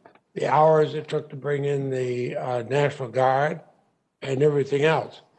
So I read, Mr. Sutton, I read your detailed letter to Speaker Pelosi, but you said there wasn't enough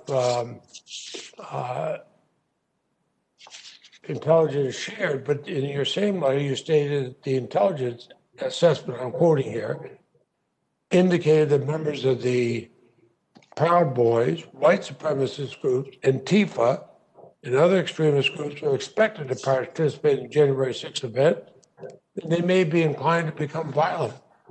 How much more intelligence do we need than that? Yes, sir, that is correct. That is what the intelligence assessment said. It was very similar to the intelligence assessments that we had for the November and December MAGA marches. The intelligence assessments that we had developed for the January 6th event, all the way up until January 6th, we're all saying very much the same thing, and that's what we had planned for. We had planned for the possibility of violence, the possibility of some people being armed, not the possibility of a coordinated military-style attack involving thousands against the Capitol. Violence and armed strike me as a pretty strong thing. And I would suggest that everybody get together and look at the future, because if you have something that goes on for months, the president calling them, everybody else calling them, I worry that there was not more there. I think until we root out the hate and drove the rioters to the door that day, no fence or tank or barrier is going to provide the safety we need.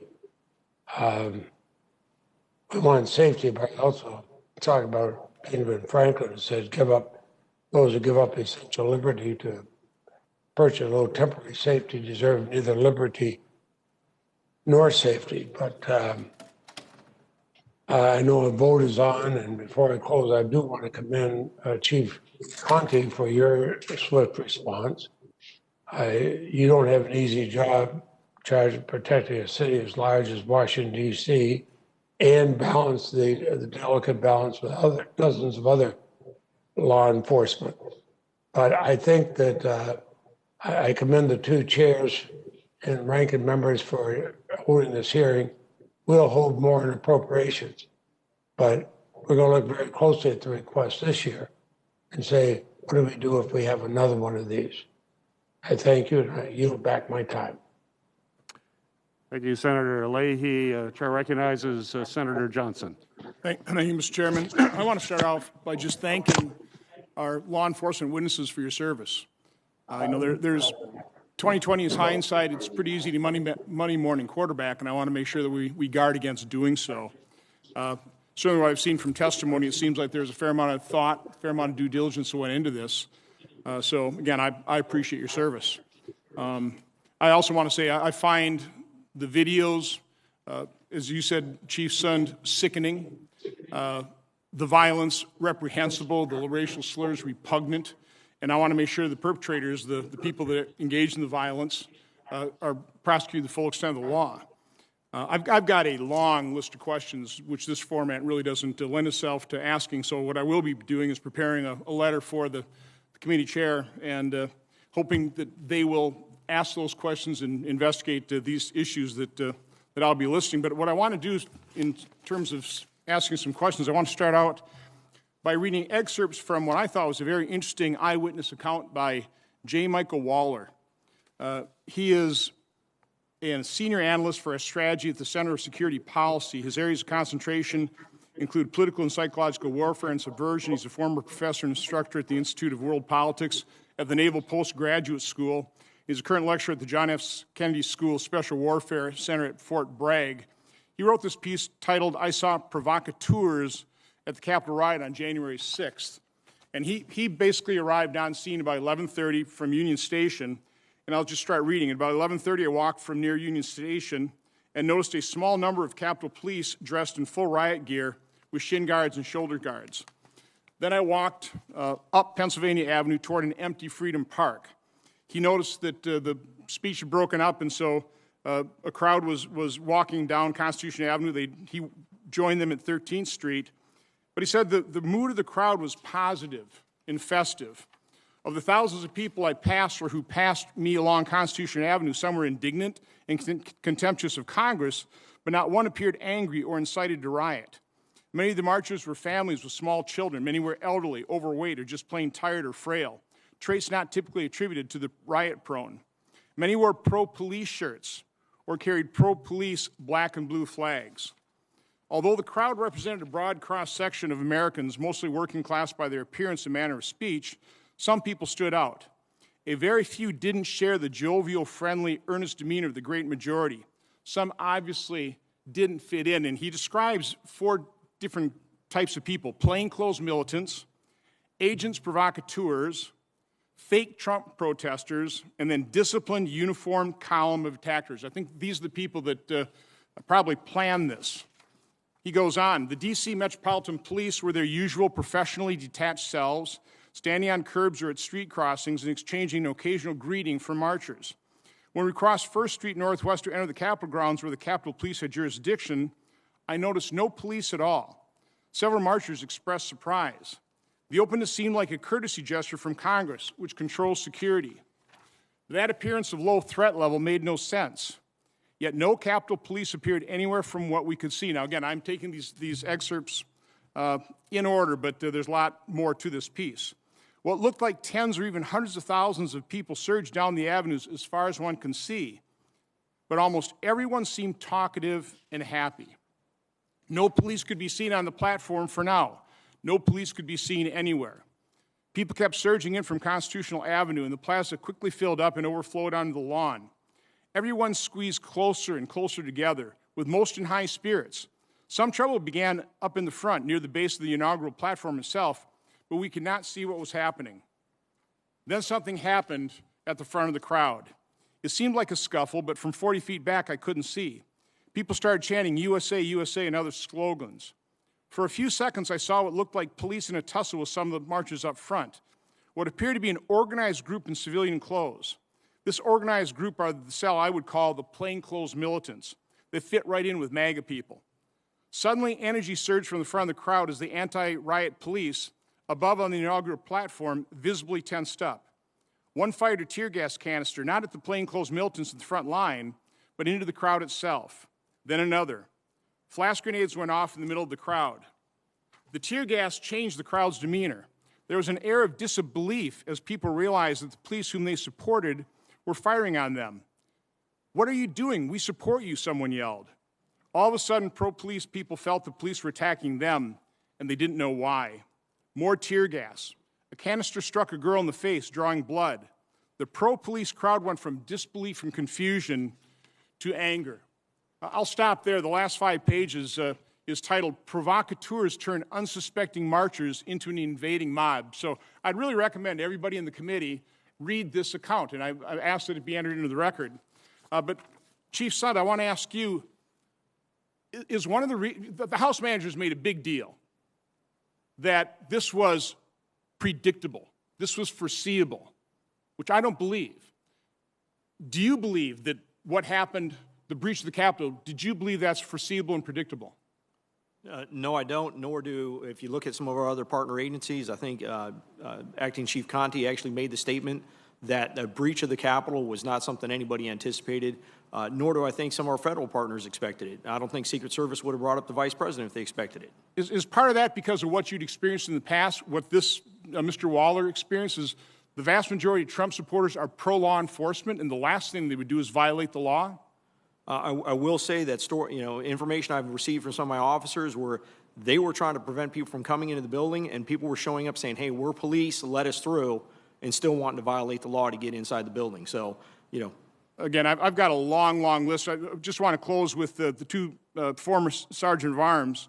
I knew these committees were going to start an investigation. I waited a couple weeks. I didn't see any letter go out, oversight letter, so I wrote my own on the 21st. And I just have a question for both the former sergeant of arms. Did you get my letter, my oversight letter with my questions?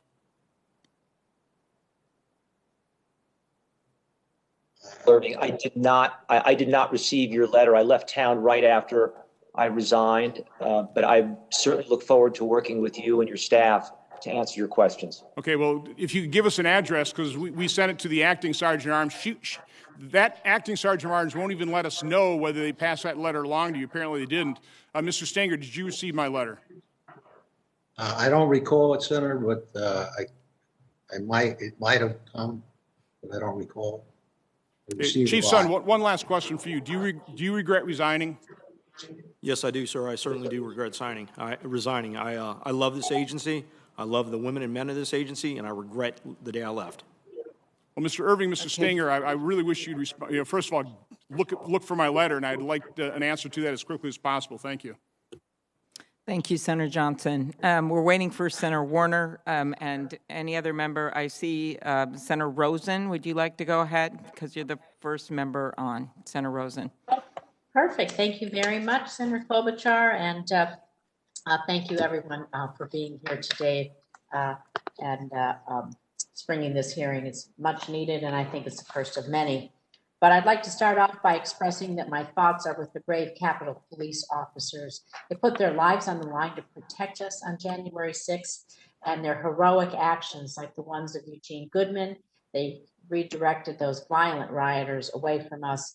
They're going to forever be embedded in our minds. And we know that so many of these courageous men and women, they're really hurting in the aftermath of the insurrection. And I've been particularly heartbroken to hear about the death of Capitol Police Officer Howard Liebengood. He was protecting the Senate since 2005. He was stationed by the door of my Russell office.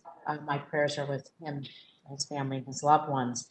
But, when the insurrectionists, when they came to storm our Capitol on January 6th, they came armed not only with weapons, but also with hate. Mere weeks before International Holocaust Remembrance Day, the world watched in horror as a rioter inside the Capitol proudly wore a Camp Auschwitz shirt as he and others violently pushed forward on the House and the Senate floors. All the while, the rioters, they're waving Confederate flags, they're hanging nooses on the front lawn, they're verbally assaulting a Jewish reporter outside the Capitol, saying, "You are cattle" today. That refers to cattle cars that were used to transport Jews to Nazi death camps during the Holocaust. This violent attack on the Capitol featured followers from the anti-Semitic QAnon conspiracy theory. So, Mr. Conte, on January 4th, Metro Police Department arrested Enrique Chirrillo, leader of the racist anti-Semitic Proud Boys hate group. FBI claims the next day it shared with MPD concrete intelligence about extremist plans for violence on January 6th, including specific threats on members of Congress, maps of the tunnels under the Capitol complex. If MPD was tracking extremist, potentially violent white supremacist activity, then what exactly did you know on January 5th, and why didn't you alert anyone? Thank you for that question. What the FBI sent, ma'am, on January 5th was in the form of an email. I would certainly think that something as violent as an insurrection in the Capitol would warrant, a phone call or something. But as Chief Son mentioned earlier, the information that was sent was uncorroborated information. It was raw information that we had. That we received through the same lines through the JTTF. That information was not fully vetted and had not been sent through the chains of the Metropolitan Police Department. What the Metropolitan Police Department was prepared for was the larger violence and demonstrations that we expected to see in our city. That's fine. I have to ask Mr. Sund the same question now. What did you know as of Tuesday night, January 5th? Because I have a follow-up for both of you on this one. So quickly, Mr. Sund, what did you know on January 5th? And were you alarmed or not alarmed? What did you expect? So yeah, I was, I was concerned. We had the intelligence that was coming out, the intelligence that we'd be planning for. Again, keep in mind, the intelligence assessments that we had developed at the end of December, the beginning of, and the one for January 3rd were very, very similar. They just provided a little bit more specificity. So we had already been planning for the threat for violence, the threat for armed possible people protesting, and that's what we were planning for. Now, if you're referring to the Norfolk letter again, I just became aware that the department was aware of that 24 hours ago. So on the 6th or the 5th or the 4th, I was not aware that memo existed. So you're saying that there's a breakdown between you and the FBI, because we have rallies, protests, and things happen in Washington all the time. How many do you, could both of you just maybe give a guess, how many do you think are usually with armed insurrectionists or come heavily armed out of the hundreds, perhaps thousands of rallies that we see in Washington through the year? We know the last three incidents, the first two MAGA rallies, men and women of the Metropolitan Police Department recovered firearms from several people who were attending the demonstrations at the first MAGA rally as well as the second one. Aside from that, those have been really the only demonstrations where we've seen individuals coming armed. Well, do you think this was an intelligence breakdown or a resource issue?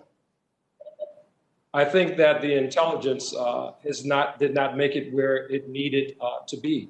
You think the FBI did not raise this to the level they needed to with the Metropolitan Police Department, in your mind? We received it in the form of an email that came as an alert bulletin at 7:00 p.m. the day before. Al Posture of the Metropolitan Police Department, again, I think, it's reflected in our deployment in terms of not just the National Guard that was deployed, but as well as other officers from surrounding jurisdictions. That reflected the seriousness that we took with respect to the threats that we were expecting to see in the city.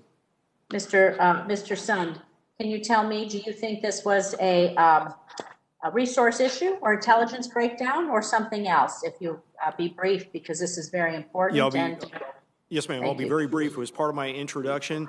I think it was more than just the Norfolk letter. I think we need to look at the whole entire intelligence community and the view they have on some of the domestic extremists and the effect that they have. I look at this as an intelligence problem that impacted this event. Yes. So, what information would you have had to have heard to have raised up the flag to get more resources for the Capitol Police? Because thank goodness, I mean, we saw loss of life, and thank goodness there wasn't more, but one is too many. So what is your threshold then? What should be the threshold to protect the Capitol and protect your officers? Mm-hmm. I did in advance reach out to the Washington, D.C. police to coordinate resources, and I did also go to both the House and Senate Sergeant Arms to request the National Guard. Mr. Conte, I think I have 5 seconds and we can take this off the record, but I believe that there's some plans by QAnon for something to happen at the Capitol on March 4th. I want to hear what steps we're taking to protect the Capitol on March 4th from any more violent extremists. Thank you. Okay, we'll have you talk to him about that later. Senator Warner has arrived via video. And I also want to mention Senator Peters will work with our witnesses for restroom breaks and the like and let us know so that we don't want to take a long break, but I can imagine you need a break at some point here. So, Senator Warner. Thank you, Madam Chairman, and thank you to the witnesses for appearing today. We've talked a little bit about the deployment or lack of deployment of the National Guard. And one of the questions, I guess, Mr. Sund, or frankly, or Chief Conte, the fact that the district did not have the ability to bring the guard to the table because of, frankly, the fact that they're not a state and Mayor Bowser is not treated, I think, in a totally fair fashion in this. This may be outside your lane, but her inability to bring the guard to the table, and actually any of you on the panel can answer this, that to me is a reflection of the disempowerment of the district. On a going forward basis, at least in terms of being able to deploy the guard, shouldn't the mayor of the District of Columbia have the ability to do that without all the additional hurdles they have to go through in terms of federal checklist? Yes, I absolutely agree with that. Does anybody else want to answer on that question as well? Yes, sir. I'm happy to add in. I think we have an established process for the Capitol Police to make the request through the Capitol Police Board that is also equally as effective. Well, again, I feel like the long-term discrimination against the district, we've seen it in some of the COVID legislation where they did not receive the same kind of level of support that other states did. We saw it play out real time in terms of on January 6th, the hurdles from the previous administration. I actually have concerns whether the deployment of the guard was affirmatively slowed down. I hope that we in the Congress will, as a supporter of DC statehood, I'd like to see that move forward, but even short of that, trying to ensure that the mayor has appropriate powers going forward. I know there were some questions already raised about the FBI and whether the intel that came out of the Norfolk FBI office was ever fully relayed to all of you individuals. But can you talk more generally about the FBI's responsiveness, sharing of intelligence? I had a number of conversations. I called Director Wray on Monday, the 4th, trying to express concerns that there might be this kind of activity. I never expected this level of violence. I had a number of conversations with senior FBI leadership on the 5th through the 6th. I candidly I don't think even the full FBI could have been fully informed of all of what was going to come to pass, but I felt like the FBI felt that they were in better shape in terms of intel and preparation than what came to be the case. And I'd like each of you to comment on how well you felt that the FBI did in terms of sharing intelligence and then coordinating when the actual activities of the 6th played out. So I'll go ahead and, did you want me to address that first? Yeah, I mean, okay. I can't see where y'all are, so yeah, every one of you can take a crack at that. I'll go ahead and start first. I think the relationship we have with the FBI is outstanding. I think in my time with the Metropolitan and my time here, we've seen nothing but the relationship get better. The construct that we have that's very similar to some of the other major cities is having the Joint Terrorism Task Force, being involved with that. The information we're getting in is good. I think the process and having, like I said earlier, the wider lens of what information is being collected, maybe looking at the agencies that are consumers of their information and what their intelligence collection requirements are is something that we need to look at. But I think getting that information in and then having it processed and pushed forward in an effective manner is something we need to look at. I would say on the 6th, when this started happening, immediately the FBI, as being a partner of ours, established a process where with Capitol Police and FBI Police, we can begin to analyze video footage, analyze other evidence, to begin going out and making arrests of the individuals that had created the insurrection of the Capitol.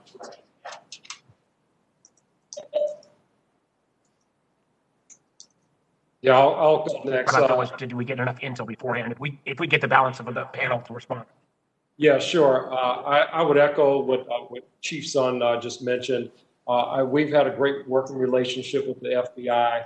I think it's a whole of intelligence approach, not specifically just the FBI. When we have something as significant as what occurred here at the U.S. Capitol, if there is information, specific information out there that our government is responding to, I would think that something of that nature would rise to the level more than just an email that's sent to law enforcement agencies. That should be a larger, more involved conversation about specifics, not just some of the unvetted raw information that's out there. We see a lot of that, but I think it's more of a whole intelligence approach, not specifically the FBI. They are great partners to the Metropolitan Police Department. Thank you. Let me just, I don't know if any of the other panel members want to add any comment on that. Let me just say that this is, my concern is that in Virginia, we've seen these kind of anti-government extremists take to the streets of Charlottesville in 2017, resulting in the death of Heather Heyer. We see the same kind of groups come to the forefront on January 6th. I think this is an ongoing threat to national security. I fear at times that while the FBI and others have pointed this out, that it didn't get the level of serious review that it should have. With the prior administration, I felt at times that they did not want to take the information that was coming out of the FBI. I hope on a going forward basis, we're going to be able to be more coordinated in terms of taking on anti-government extremism, whether it comes from the left or the right. This is a real ongoing threat. I can tell you from our intelligence committee that we've seen that many of these groups have connections and ties to anti-government extremist groups in Europe, where they've taken a great precedent. I know my time's expired, Madam Chairman, but this is something we need more work on. Thank you for holding this hearing. Thank you very much, Senator Warner. We look to working with you and the Intelligence Committee on this. Next will be Senator Langford, and after that, Senator Carper. Thank you. Mr. Sun, I want to try to validate something. There's a letter that's in the public domain at this point. That's an 8-page letter that was written to Speaker Pelosi that is attributed to you to try to explain the events of that day. Are you familiar with that letter in the public domain, and is it accurate? Yes, it is, sir. So in the letter itself, you describe several things in this, and the details and the timeline on it. Can you tell me why you wrote this letter to Speaker Pelosi? What was the purpose of the letter?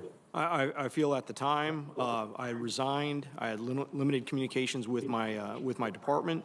I know my department was getting ready to go and testify at some of the initial committee hearings, and I think that she had called for my resignation without full understanding of what we had prepared for, what we had gone through. I think she deserved to read, firsthand what we had prepared for and what I dealt with that for that 6th. Okay, that's helpful. You had said in this, you talked several times about thousands of well-coordinated, well-equipped, violent criminals and described them with climbing gear and all the things that you've also testified here. You also mentioned this letter about the pipe bombs that were located, that the first word would come at 12:52 that a pipe bomb had been located at the Republican National Committee headquarters. How was that located? Who found it, and why was that particular moment the moment that it was found? I don't know why that was a particular moment that it was found. I believe it was an employee of the Republican National Committee that had located it in the rear of the building that had called it into Capitol Police Headquarters. You had mentioned before that you thought this was part of the coordination, that there were several that were out there that would take away resources at that exact moment. But there's no way to know that they would find it at that exact moment. I'm glad they did find it. They found another one at the Democrat headquarters as well at 1:50, and you document that as well. But you had to send quite a few individuals to be able to go to the RNC and the DNC to be able to go deal with those explosives that were planted there. Is that correct? That is correct. And just for your information, the RNC pipe bomb, that was one that was really run by Capitol Police. The DNC Metropolitan ended up taking that and running that so we can run 2 concurrently. That resulted in the evacuation of 2 congressional buildings, the Cannon House Office building as well as one of the Library of Congress buildings. So it took extensive resources. So the assault on the Capitol is not what caused the evacuation of those buildings. The discovery of those pipe bombs is what caused the evacuation of those buildings. That is correct, sir. There's been quite a bit of conversation today and quite a few members here that have talked about the National Guard and the length of time that it took to be able to go through the bureaucratic process to be able to get them deployed. I do think that needs to be shortened, obviously, in a deployment structure and the complexity of the bureaucracy here. But it seems to be a misunderstanding on this dais of some individuals describing the National Guard as if they're the riot police, that can automatically be called out. They're not, were you expecting them to be like a rapid response SWAT team at this point? What's a typical response from the National Guard to be able to call them out when they are not currently positioned? I believe the typical response, once they're approved, is approximately 2 hours. Okay, but then the approval process is obviously multiple hours to do that or multiple days to do that. You had started that process several days before in making some requests. So that is correct. As far as the process, my initial request was over to Mr. Irving. It was actually an in-person request on the 4th. And it wasn't until the evening of the 4th that I talked to General Walker that he informed me that if needed, because Mr. Stenger wanted me to ask him if they could lean forward, they could get 125, right, if needed, in a fairly quick fashion, once approved. So that's what led into January 6th when we made the initial request at 109. But that 125 individuals from the National Guard that were prepared to be able to move faster because they were in streets and different places doing traffic duty at that point, you had already been informed that the city of Washington, D.C. and the mayor's office had made a request to DOD, and DOD had approved it, that none of them would be armed, none of them would have heavy gear on, there would be no military vehicles that would be available to them. They had to use unmarked vans and other government vans, and there would be no helicopters that would be used. Those were prohibited that day for those 125 individuals that were already on the street. Is that correct? So just for a correction, at the time, no, I did not know that was the restrictions being placed on them. And two, when I talked to General Walker the evening of the 4th, which was Monday evening, the 125 he was going to give us were 125 that were doing COVID relief for the District of Columbia, not assigned to the traffic post. Okay. So the individuals that were assigned to traffic duty had no weapons, had no military vehicles to move, had no overhead visual on anything. That had all been requested no from the city of Washington, D.C. And then for the other individuals that could be assigned to you as a rapid force, those are folks that were currently doing COVID duty. So you had no SWAT team. This description is very interesting to me around this dais, that people think that suddenly the National Guard just bursts in and is ready to go on that. That's not what the National Guard is prepositioned to do. That is correct. Anytime we've requested the National Guard, they've been in an unarmed fashion. I was looking for them to help support the perimeter that we had established. Okay, there's been some concern. I've talked to some of the officers here, and there's obviously been some conversation around this dais as well about the rules of engagement and about training and authorization. There wasn't training for what to do if a mass group actually comes through the door and tries to burst through, whether it's an insurrection type event, whether it's just a mob that's gone crazy and whatever it may be, or a protest that gets out of hand to be able to burst through the door. There was no clarity for the officers inside the building on their rules of engagement once they actually came to the building. They literally, my impression is, had to make it up on their own, and they determined their stand was going to be where the members and the staff were located. That was going to be their stand to start using lethal force. So I have a couple questions for that. At this point now, and I understand hindsight's 2020, is there a need for much greater, less than lethal force capability on officers at the time, or available to officers at a time that they have less than lethal capabilities, and clearer rules of engagement of what to do if you have a group of individuals come into the building unauthorized? So just for a little clarification, we do train for people trying to get into the building. We don't train for, when I said, an insurrection of thousands of people. Right. And our officers do have less lethal capability that they carry with them. With hindsight being what it is from January 6th, absolutely, I think there needs to be additional training, additional equipment to consider this type of attack in the future. Well, the challenge is we all watched this summer. In fact, this committee at Homeland Security had a hearing on the assaults on a federal courthouse in Portland and went through, and all of us saw for a month individuals just attack that courthouse day after day after day, and we saw the techniques that were used. Some of those same techniques were used by individuals that came in here. I'm not saying it was the same individuals, but some of those same techniques of trying to be able to work to the fence, to be able to find it, to be able to find a way to be able to attack officers. So the challenge is that we saw that this was rising, I guess, that people were watching on TV, people attacking a federal institution all summer long. And it is a follow-up that we're going to have to do in the days ahead of how to be able to get less than lethal capability and to find ways to be able to stop any kind of assault of a number of individuals to be able to come on the Capitol. So I appreciate your service. I appreciate very much the officers that continue to be able to serve, because they've not had a gap. They've not had a break since that time period. And I know you still interact with them, at least I hope you do. And I would encourage you to pass on from us our gratitude. And we're all looking at this as a hindsight 2020, saying, why couldn't you read the tea leaves at this particular scrap of intelligence that came in the night before. None of us saw it at this level. And so we're grateful for the service they continue to do, and let's find the lessons we can learn. Thank you very much, sir. I know they appreciate your support as well as the support of Congress. They're a hell of a police agency.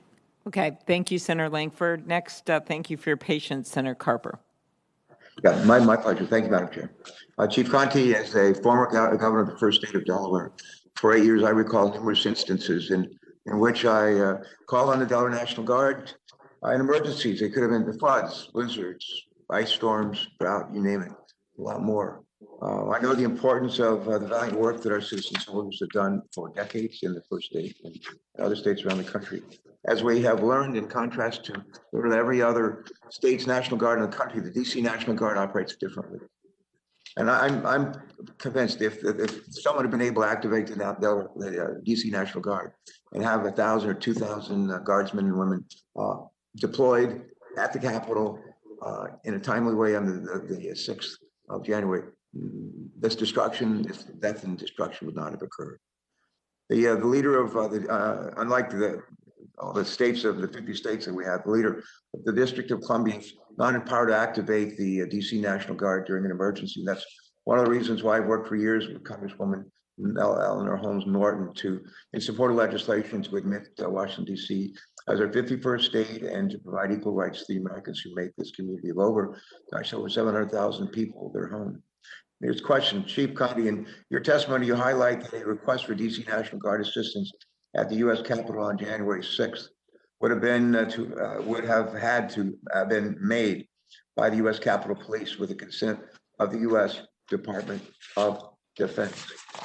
Can you just take a minute to explain that process and why Mayor Bowser is not able to request DC National Guard assistance when federal installations and property as well as human lives are threatened in the district that she leads? Please go ahead. Yes, thank you for the question. Yeah, so the mayor does not have full authority over the National Guard to include their activation or deployment.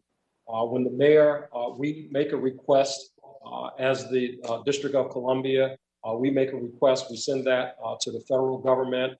Ultimately, the Secretary of the Army receives that request. There's a whole approval process that request has to go through in order for National Guard resources to be deployed to the District of Columbia.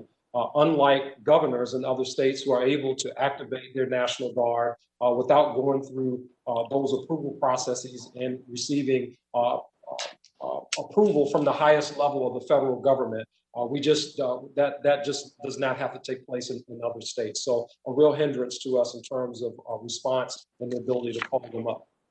Thanks. Thanks for that response. Could you just take a minute to share with us your thoughts on whether having a DC National Guard under the command of a mayor or even a governor of a neighboring state might help the DC Metropolitan Police in coordinating with federal authorities to better protect the city and its citizens, and along with federal installations during an assault like the one we experienced on January the 6th?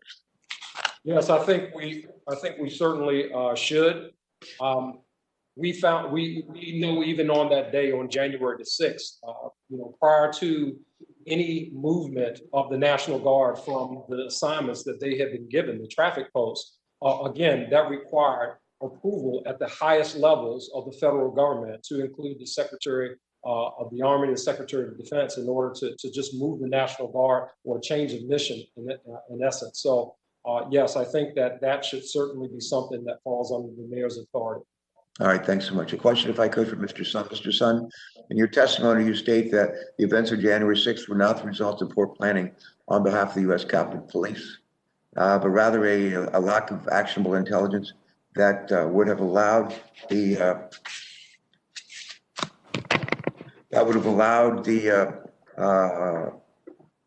me start over. But rather a lack of actionable intelligence that would have allowed the U.S. Capitol Police to properly prepare.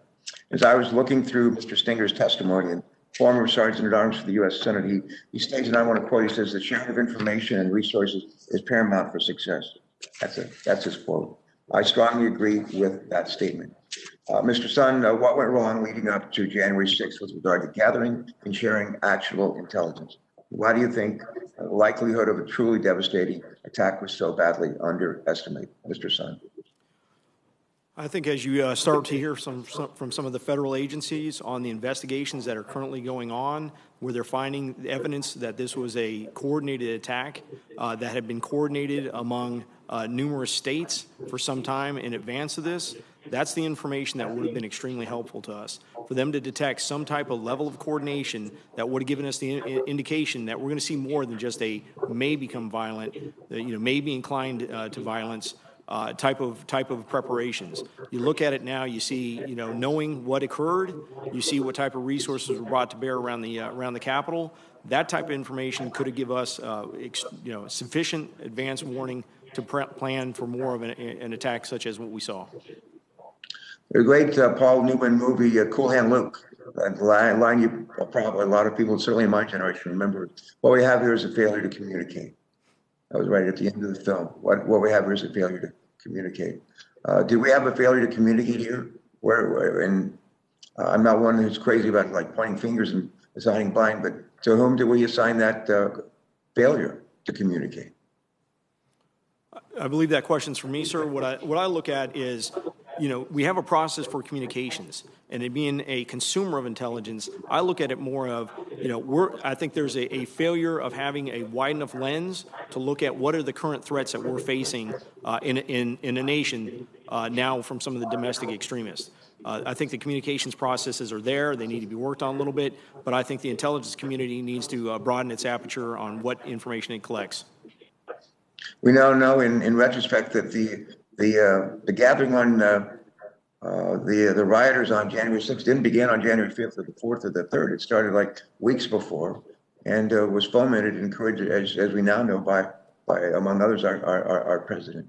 And somehow that all of that work and all the intelligence that was gathered by the FBI and other Homeland Security never found its way to the people who right here in DC could have used it the most to have avoided the tragedy of January the 6th. Thank you. Our thanks to particularly the officers of the U.S. Capitol Police and others who joined them in trying to protect us in this Capitol on that sad day. I know we have several members ready to go, and we want you to go as quickly as possible, but there's been a request from our witnesses who have been here a long time.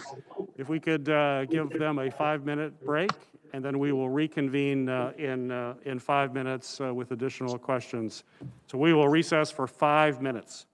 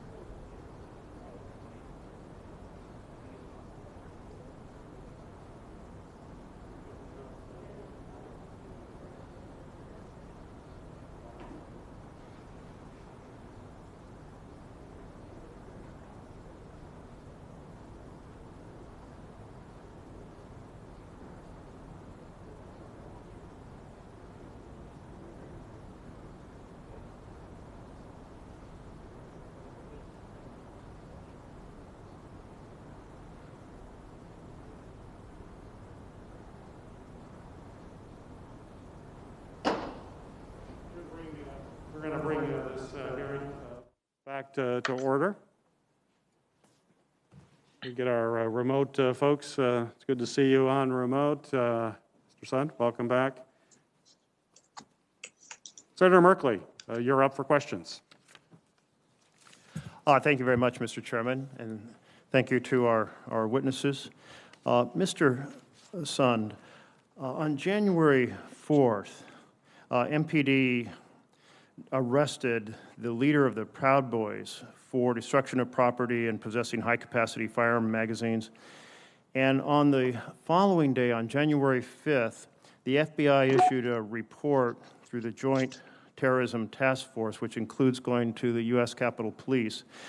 And that report noted that on far-right media, the threats included things such as, the comments such as, be ready to fight. Congress needs to hear glass breaking, doors being kicked in, blood from their BLM and Antifa, slaves, soldiers being spilled. Get violent. Stop calling this a march or a rally or a protest. Go there ready for war. We get our president or we die. Nothing else will achieve this goal. Did you get that FBI intelligence report? So to address that right when we started, the United States Capitol Police Department did get that report. I was just advised of that in the last 24 hours. That report made it from the Joint Terrorism Task Force over to our Intelligence Bureau, over to a sergeant there, and ceased moving forward at that point. No leadership, myself included, over at Capitol Police was made aware of that at the time of the event. So there is, you've referred in your testimony to the individual who is the head, John Donahue, the Director of Intelligence on the U.S. Capitol Police. And did he receive that report, but he did not pass that on to you as head of the USCP? Again, I have no knowledge that he received that report. I've been told it went over to an official of the rank of sergeant and didn't move any farther from there. Okay, well, that's very concerning. Were there not procedures for the head of the intelligence on the U.S. Capitol Police to get the intelligence report, to review it, especially when there were significant other indications of potential violence, and make sure that you, as the leader, had that knowledge on which to develop additional plans if additional plans were needed? I'm sure that's something that they're looking at in their current after action. Yes, there is a process for it. But again, that's, as I mentioned before, that was raw intelligence that was coming in. And again, taken in consideration with everything else, none of the other intelligence was showing that we're looking at this type of a broad insurrectionist type of event with thousands of armed, coordinated individuals. I know you're saying that the folks are looking at that now. But my question was, did you have a procedure for important intelligence to be brought directly to your attention, and did that system break down? And that's why you did not see the warnings about blood being spilled, get violent, call, be ready to come and die. Yes, there is a process in place to make sure that critical, important information is brought up to the leadership. Again, that was something that would have gone through the development and the analysis of that information. Okay, so you're saying the intelligence side of U.S. Capitol Police failed to get that into your hands. Let me turn to rules of engagement. So officers are out there, and there's an expanded perimeter which you've referred to, and you have those kind of perimeter fence that look like bike racks.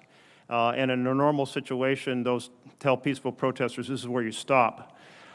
Was there any sort of discussion or training about what to do if protesters started picking those things up and opening holes in that perimeter? What were the rules of engagement? If I'm a police officer that day on the line for the Capitol Police, how was I trained, like, what do I do when those perimeter fences are breached? Do I use spray? Do I use a stun gun? Do I use tear gas? Do I have a clear sense of exactly how I'm supposed to respond?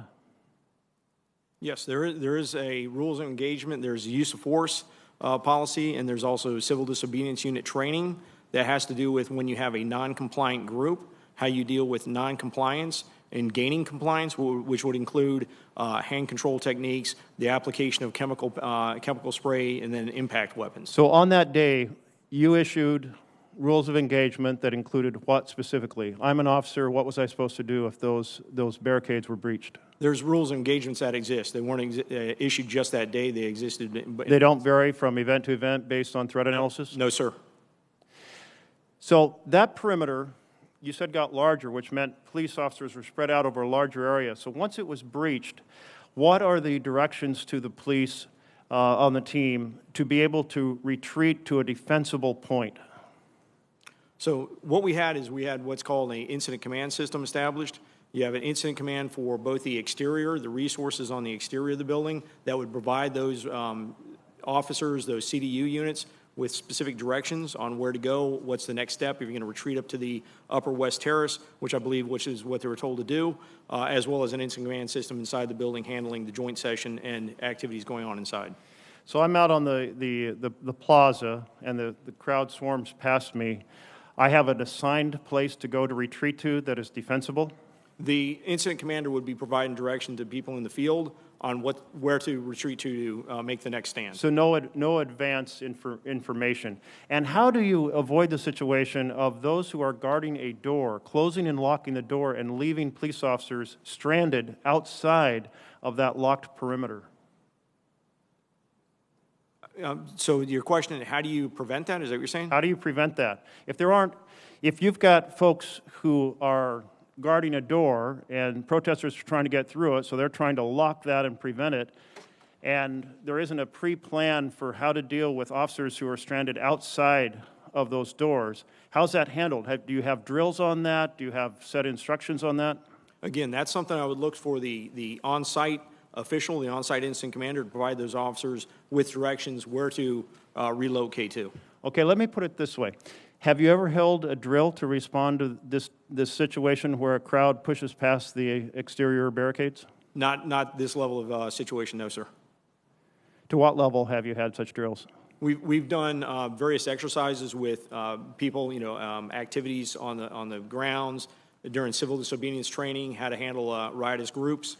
Okay, thank you. I'm going to turn just seconds left to our former Sergeant of Arms for the Senate, Mr. Stenger.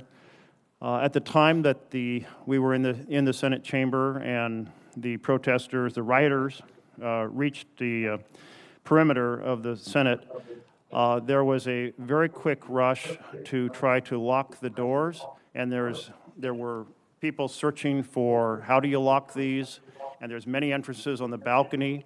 Have there ever been any sort of a drill with the Sergeant of Arms team or in partnership with the Capitol Police on how to secure the doors to the chamber as a last point of defense? Yes, sir.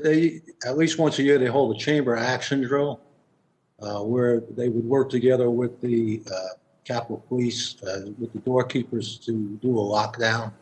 So they know how to, when they should lock down and when they should. So that is done as an actual drill where people have to run, get the keys, lock the doors. They know what doors they're supposed to guard. Are they supposed to guard them from the inside or from the outside and so forth? Yes, sir. And when was the last such drill of that nature conducted?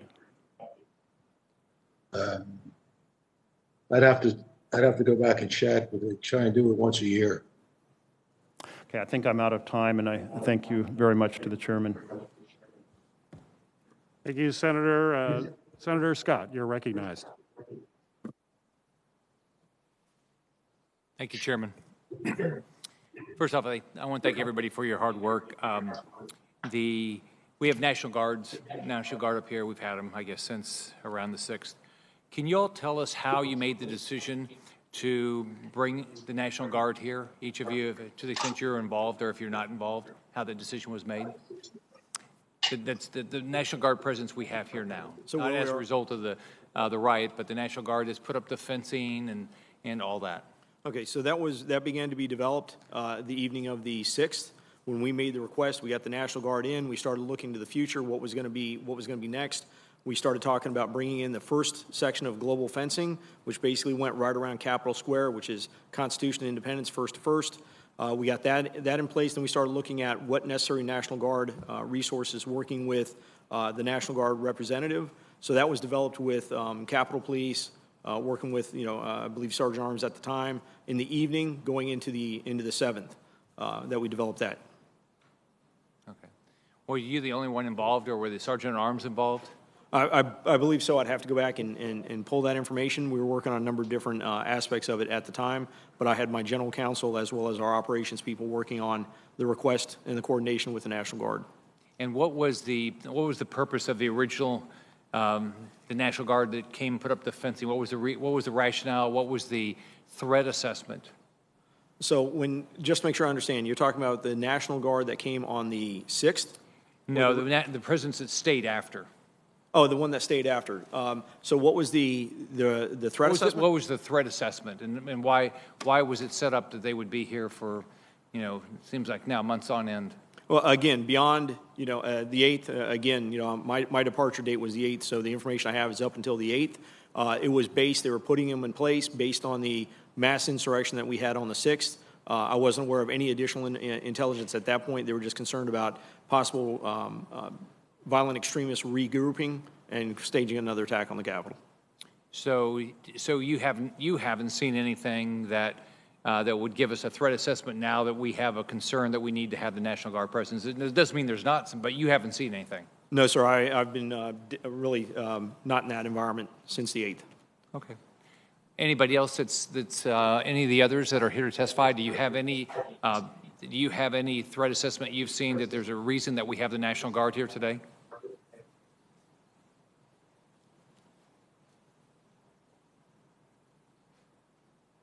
Is that a no from everybody? No one has any idea why we have the National Guard here? This is Chief Conte. Yeah, my guess is in response to all the things that have happened, but to your question specifically about specific intelligence, I have not personally seen anything that would suggest that. And are you involved in the decision at all of why the National Guard's here? No, sir, I am not. And they've not shared any threat assessment with you at all with regard to why the National Guard's here? That has not been shared with me, no. Does that surprise you? I can't say that I'm really surprised. Quite frankly, we have talked about intelligence in terms of what we expect to see in the city. There are several law enforcement calls that take place between the Metropolitan Police Department and other federal partners. But again, the Capitol Police and that structure there, it's something that they're not beholden to the mayor of the District of Columbia or anything like that. So we exchanged the information that we have, but again, I just have not seen anything specifically from them that suggests the fence still being the way that it is now. And I should add also, sir, that obviously I think that there needs to be a reimagining of the security posture there. Something certainly should be there, but I'm not exactly sure if the answer to that is razor wire and the deployment that we currently see. And the former Sergeant at Arms, you don't have any reason, no one's given you you've not seen any information that would suggest that we have a threat, an imminent threat that we need the National Guard here? I have not. And I have not either. I resigned on the 7th and have been gone since, so I have no information. Okay. So who would be making the decision that the National Guard needs to be here then? And where would the threat assessment come from? Does anybody know? I'd maybe look at the current leadership over at maybe the Capitol Police in conjunction with the current Sergeant Arms. Okay, so it would be the head of Capitol Police and the acting Sergeant at Arms. That is correct. To give you the current information on that. And would they coordinate with the Metropolitan Police? Well, if there was intelligence that would indicate the need for such activity, it would usually be shared with our partner. Our local law enforcement would share our perimeter and our borders. And if there was a threat out there, would that be public? Would there be some public information that they would put out? normally? Again, that all has to do with the nature of the threat, the classification level of the threat. But again, that would be shared with law enforcement within the District of Columbia through the joint JTTF as well as the executive board for the JTTF. I'm flabbergasted that not that you don't know now, but that there's no public information about why we have all these National Guards here. I mean, does that surprise you? It's a significant security deployment. Again, I believe it's based on the facts of what they've seen. You know, hindsight being what it is. It's the facts of what occurred on January 6th, this unprecedented insurrection. Yeah. Thank you, Mr. Chairman. Thank you, Senator Hassan. You're recognized for your question. Thank you, Mr. Chair, and thanks to all of the witnesses for being here today. I especially want to take a moment to acknowledge the heroism of the officers of the U.S. Capitol Police, law enforcement, and other employees of the Capitol who bravely worked to protect our democracy on January 6th and who have done so much work to restore our Capitol since that day. I also want to thank all of the families of our law enforcement and Capitol Hill staff for what they went through watching this unfold in real time. I want to start with a question to Chief Conte, if I could. Chief, Washington, D.C. is obviously no stranger to large assemblies and protests. So what is the standard process for protests in Washington, D.C. when it comes to interagency coordination and information sharing? And following the events of January 6th, what recommendations do you have for improving coordination and information sharing? Thank you for that question. There are several discussions, meetings that take place between the municipal police department as well as our federal partners. We oftentimes have coordination calls with the National Park Service simply because in a lot of the federal lands, they authorize the permits for the federal land. So there's coordination that has to happen there between the Metropolitan Police Department, U.S. Park Police, U.S. Capitol Police, U.S. Secret Service. With respect to the intelligence, again, you know, our partners from the FBI, they're often part of those discussions. I think that the thing kind of going forward that certainly needs to be looked at with respect to specific intelligence has been outlined throughout some of the testimony today. When there is specific information that warrants us to perhaps posture differently, our notification system needs to be different. The JTTF distribution list that we have is not something that is a monitored list 24 hours a day, 7 days a week that would generate an immediate response to that. When those communications are sent out, there are staff members who at some point will get to that information. But I think that, that has been laid out, you know, when we're talking about something of this magnitude that could potentially happen and ultimately did happen in our city, it should posture us to move differently. Perhaps with convening phone calls, you know, immediately and not, you know, counting on an email or something, making it through the chain, to the levels that it need to make, you know, for other decisions to be made. Well, thank you for that answer.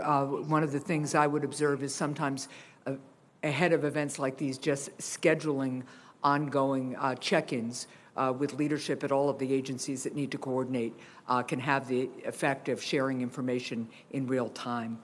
I want to move to a question to Mr. Stenger, Mr. Irving, and Mr. Sund. The Secretary of Homeland Security has the authority to designate events with national and international significance as national special security events, but that didn't happen for January 6th, even given the threat information readily available ahead of time. Designated events are eligible for expanded federal support related to the security of the events.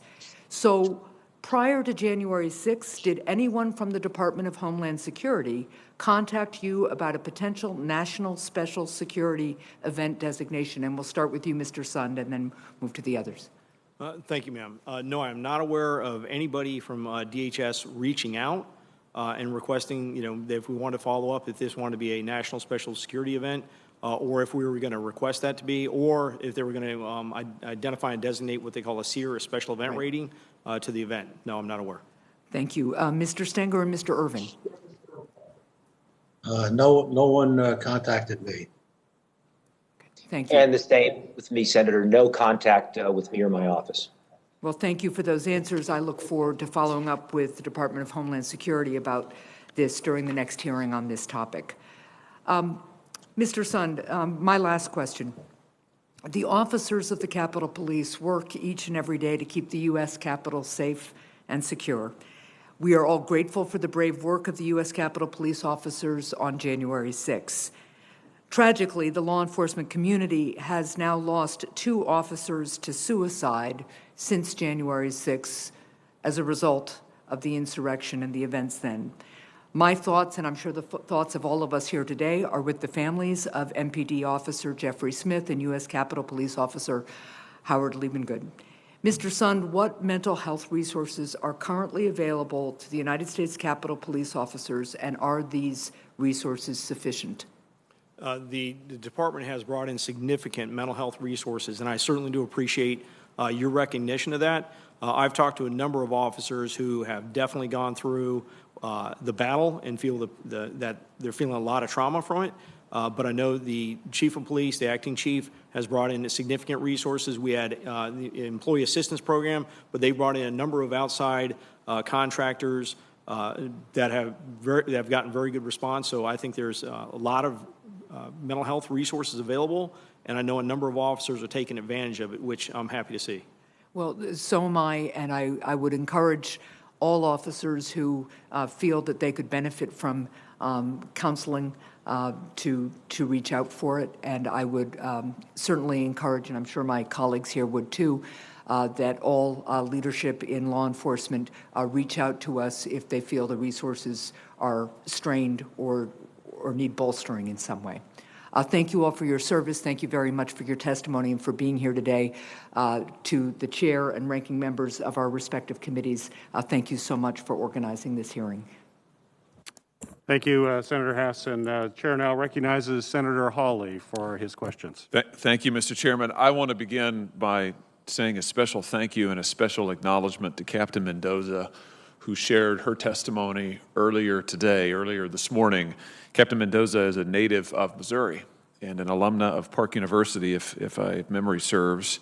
And I just want to say to her, I want to thank her for being here today, but also for her incredible bravery and courage on January 6th. And on behalf of the entire state of Missouri, I want to say thank you for what you have done. Thank you for what you represent. And I also want to take that opportunity to say again now, as I said on the night of that terrible day, a thank you to all of the law enforcement from all of our various branches who responded in this dire emergency to face these criminal rioters, these violent criminals, to repulse them from the Capitol and to secure this space so that the work of Congress could continue. So thank you, and a special thanks to Captain Mendoza from the state of Missouri. Mr. Sund, if I could just return to the question about the National Guard activation. I'm a little bit confused about the timeline here, and I want to ask you, Mr. Irving, some questions just so I can get this clear in my own head. I'm looking at your written testimony. You testified that you spoke with Mr. Irving at 1:09, actually both of the sergeants at arms, at 1:09 p.m. Now, I understand there's a little bit of dispute about the timeline here, but you do say that Mr. Irving advised you that he needed to run it, namely the request to the National Guard, he needed to run it up the chain of command. Have I got that right? That is correct, sir. Okay, Mr. Irving, could I just ask you, when Mr. Sund says that you told him you needed to run it up the chain of command, to whom were you referring there? Senator, I do not recall a phone call at 1:09 when I was on the floor of the House during the Electoral College session. My phone records do not reflect a telephone call at that time. And had I received a call at that time, I had everyone with me. I had Mr. Stenger, leadership. We would have approved it immediately. So I have no recollection of that call, and neither do I have a record of it. You say, I think, that you spoke with Mr. Sun later at approximately 1:30. Is that right? That is correct, after I left the floor. And on that call, he had indicated to me that conditions were deteriorating and that he might be making a request at a later time. Okay. And did you then say that you needed to run it up the chain of command or words to that effect? No, not to my recollection. I notified leadership and I went to Michael Stenger's office to receive updates from Mr. Sund as to conditions outside and to determine whether he needed to make a request or not. And when the request was made, shortly after 2, we approved it. And when you say we, who's we? We approved it. I was in Michael Stenger's office, so next to Mr. Stenger. And so you did not consult congressional leadership. You weren't waiting at any point for input from congressional leadership. Is that your testimony, Mr. Irving? Have I got that right? Yes, I advised them, as we would do with many security protocols. But you weren't waiting for them at any point. There was no delay, you're saying, in getting National Guard requests because you didn't at any point actually wait for the input of the Speaker or the Majority Leader or anybody else.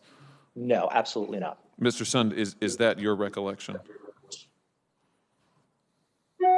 My recollection was at 1:09, while I was sitting in the command center watching things rapidly deteriorate, I made a phone call. The phone call was made in the presence of, I believe, both my assistant chiefs and possibly my general counsel, at which time I made the initial request that we need to activate the National Guard. The situation's bad on the West Front. I followed up at 1:22 to check on the status of the request. Okay. One of the things I'm trying to get clear on here is who would constitute the chain of command. Now, it sounds like Mr. Irving is saying that he actually never made that statement and he didn't consult anybody else. I mean, my understanding is from the statute, 2 U.S.C. Chapter 29, Section 1970, that in an emergency situation, I would think that this would qualify, that the Capitol Police Board does not have to consult with members of the Senate or House leadership in order to make a request for deployment of the National Guard or a request of other executive departments and executive agencies. So it would seem strange to me that there was any talk about a chain of command that would involve anybody other than the Capitol Police Board, given the statute. But there seems to be some confusion about the basic facts and who asked for what when. Let me just ask you this, Mr. Sund. On Monday, January the 4th, you've testified that you approached the House and Senate Sergeant-at-Arms to request the assistance of the National Guard, and Mr. Irving stated that he was concerned about the optics of having the Guard deployed. Is that right? Am I remembering that correctly? That is correct, sir. On the 4th, it actually wasn't a phone call. It was an in-person visit over to his office where I went in and requested the National Guard.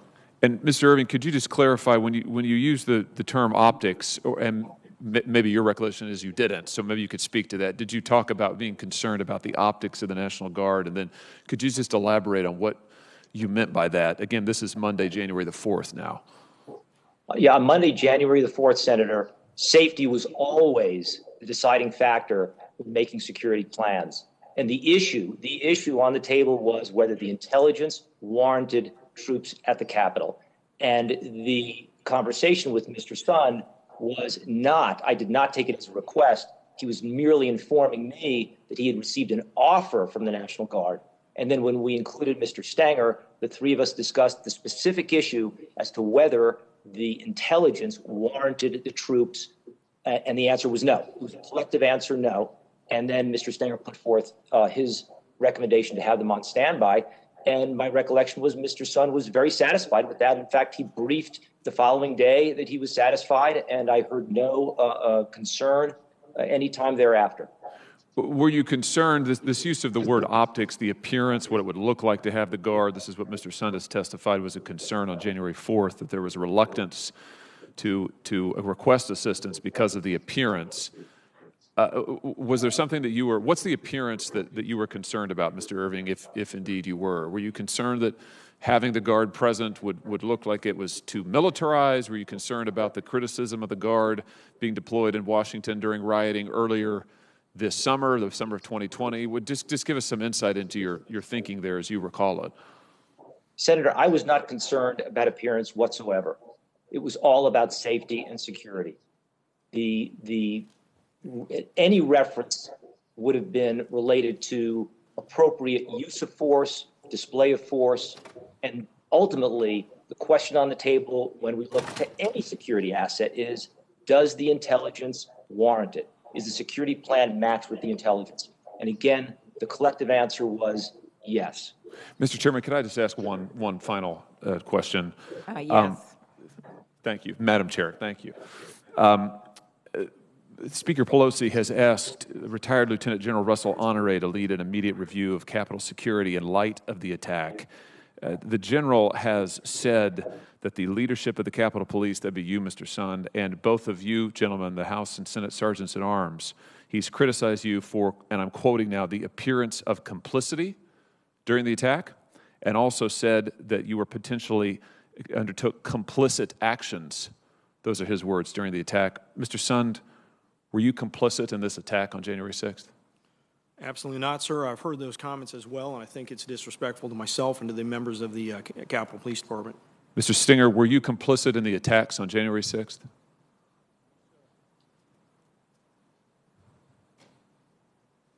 Mr. Stenger? Were you complicit in the attacks on January 6th? He's asking you. Sir? Mr. Irving, were you complicit in the attacks on January 6th? Absolutely not, Senator. Yeah, of course none of you were. There's absolutely no evidence to that effect. And Mr. Sund, I think your comments are appropriately taken to allege that any of you, were complicit in this violent mob attack on this building, I think is not only extremely disrespectful, it's really quite shocking. And this person has no business leading any security review related to the events of January 6th. Thank you for your indulgence, Madam Chair.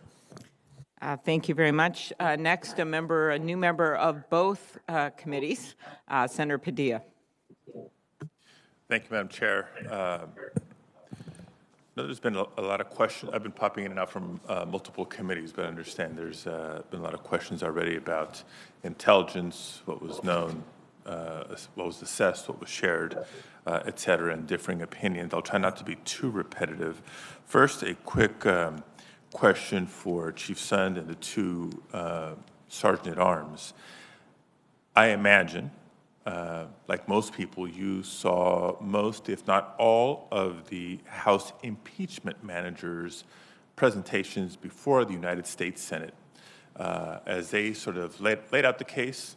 Set the impeachment question aside, we know how that was resolved, but in terms of how January 6th didn't just happen, but the lead up to January 6th, is there anything from that presentation that you would disagree with?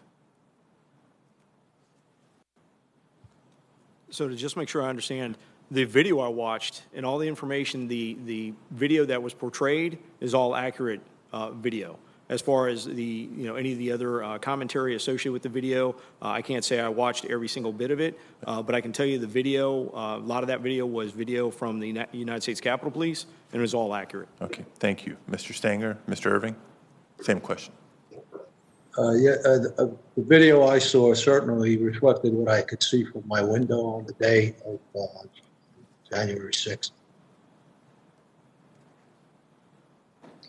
And from my perspective, Senator, I have not diagnosed why the attack occurred. At the time, we left all information to the intelligence agencies that we had at the time, and I would say now to leave it to the after-action investigations to make determinations. Okay. Question for Chief Sund specifically. Now, there is an intelligence division within the department, correct? Yes, sir. Okay. And now, having read your letter to Speaker Pelosi, you make reference to events on both November 14th as well as December 12th that you had sort of comparable intelligence in terms of risk assessment, threat assessment, and the events of November 14th and December 12th, not leading into anything near what happened on January 6th. Is that my correct interpretation of your letter? Yes, that is the correct interpretation of the letter. Both the assessments indicated that we were going to have various militia groups and extremists in attendance. Right. In addition to the fact that, as Chief Conte had testified to earlier, weapons were recovered during both those events. Okay. And so, to the best of your recollection, in the lead up to January 6th, since it was comparable assessment, comparable intelligence, roughly, you therefore proceeded with comparable preparation and posture. Yeah, that is absolutely correct. We proceeded with the posture of seeing it could have instances of violence. We knew it was going to be focused on the Capitol. We knew that there was going to be members of Proud Boy, Antifa participating. And like I'd said before, not Capitol Police, not Metropolitan Police, not any of our federal agencies had any information we were going to be facing an armed insurrection of thousands of people.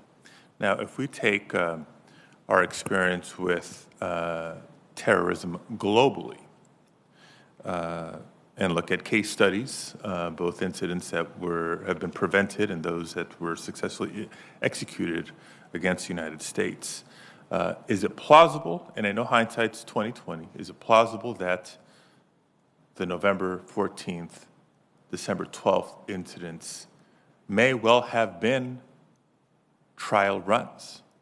The very extremist organizations you've referenced involved with the organizing and participation of November 14th, December 12th, to gain counterintelligence on how you and your partner agencies would be planning and preparing for such incidents. Well, as you rightly point out, when you look at some of the terrorist attacks that have occurred, there has been pre-planning, there has been pre-surveillance, pre-collection of intelligence on the security features.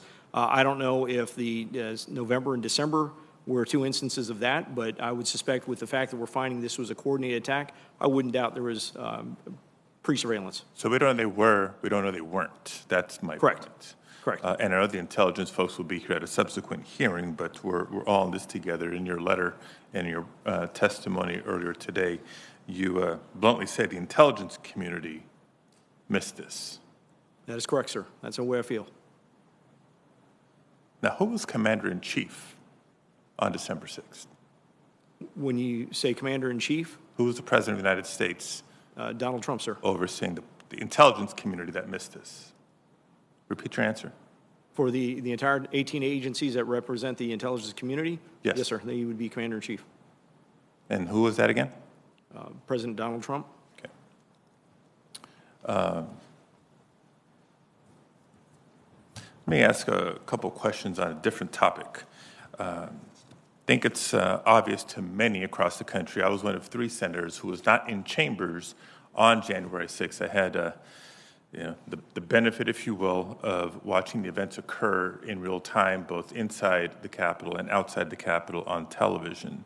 One thing that was not lost on me and many people that I've talked to is the difference in both police presence and response on January 6th compared to events from last summer when peaceful protesters were demonstrating in the nation's capital in the wake of George Floyd's murder. Last summer, they were met with significant force. A couple of data points. To date, some 250 individuals who were involved in the Capitol insurrection of January 6th have been arrested. More will likely be arrested in the coming weeks and months, but only a small number, about 52 of these individuals were arrested on January 6th. By contrast, during the largely peaceful protests of last summer, 427 people were arrested. On June 1st alone, 289 people were arrested.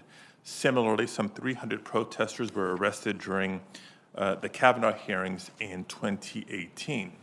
So, question, Mr. Sun, can you tell us exactly how the Capitol Police preparations for January 6th differed from preparations for the protests from last summer? And if you can specifically address if they were the same or different use of force guidelines in place on January 6th compared to the protests of last summer, or any criteria for making arrests on January 6th versus the protests from last summer? Okay, and if you could do that in about a minute. Yes, ma'am. I will, Thank you, Senator. I will do that very concisely. Okay. So I want to look at it from planning and preparations. We plan for every demonstration the exact same way. Doesn't matter the message of the person, doesn't matter the demographics of the grievance involved in the demonstration. We do it the exact same way. We develop our information, we develop our intel, and we base a response plan on that. So let's transition to preparations. I will tell you, we handled 15 major demonstrations involving Black Lives Matter groups, following the death of George Floyd over the summer. We had a total of 6 arrests. 6 arrests, no use of less lethal capabilities, no use of lethal force capabilities. The events, everything that we put into place for January 6th far exceeded any planning that we did for any events in 2020. With the full activation of the department, the size of the perimeter that we expanded, the deployment of additional protective equipment, the deployment of less lethal and the application of less lethal, with far exceeded anything, any other event that I can recollect on the nation's capital. So I'll just leave it at that. We provided and prepared much more. Thank you. We're going to go, and thank you, Senator Padilla. We're going to go to Senator Haggerty and then to Senator King, who's been very patient and been on with us online quite a while. Senator Haggerty. Thank you, Chairman Klobuchar. Thank you very much for having us here today and for holding this hearing. I want to begin by thanking all of the law enforcement officers that are represented here today. You and your families, thank you for your sacrifice, and certainly my heart goes out to those families and their loved ones who lost their lives in this. In the spring and summer of 2020, many people criticized the use of the National Guard to help restore order in Washington following some of the worst rioting in decades. Mayor Bowser said that the Guard presence was, and I quote, unnecessary and may be counterproductive. And a D.C. National Guard leader even had to tell his troops, I quote again, some of the D.C. public does not agree with our mission and may have nefarious intention toward our service members. And according to a January 5th Washington Post report, top Pentagon officials emphasized that on January 6th, the Guard would have a, quote, far more muted presence than in June, saying that, quote, we've learned our lessons and will be absolutely nowhere near the Capitol building. Mr. Sund has stated that despite attempting to attain National Guard support on Capitol Hill on January 6th, he was unable to get approval for such support. And several people today have referred to concerns over the optics of January the 6th. So my first question is directed to Mr. Sund. Do you think that the backlash against the use of National Guard troops to restore order back in the summertime led to reluctance in advance of January 6th to utilize Guard troops to protect the Capitol? Sir, I cannot really testify to what the inner workings was or working decisions over at the Pentagon regarding either the decisions from over the summer or the memo that was put out by the Secretary of the Army on the 4th. However, I was very surprised at the amount of time and the pushback I was receiving when I was making an urgent request for their assistance. That's regrettable. I'd also like to follow up on a line of questioning that Senator Hawley brought up. Speaker Pelosi had indicated that she intends to establish a commission to examine the events of January 6th. Of course, that's why we're here today, examining those issues. Speaker Pelosi has also appointed a retired Army Lieutenant General, Russ Honore, who is going to lead the investigation of what happened. But days after the attack, General Honore said, I think once all this gets uncovered, again, I'm quoting him, it was complicit actions by Capitol Police. Before he added that you, Mr. Sund, were, quote, complicit along with the Sergeant at Arms in the House and Senate. My question is, do any of you believe that comments like these by Mr. Honore suggest that he is someone who is well suited to conduct a serious and unbiased review of the events of January 6th?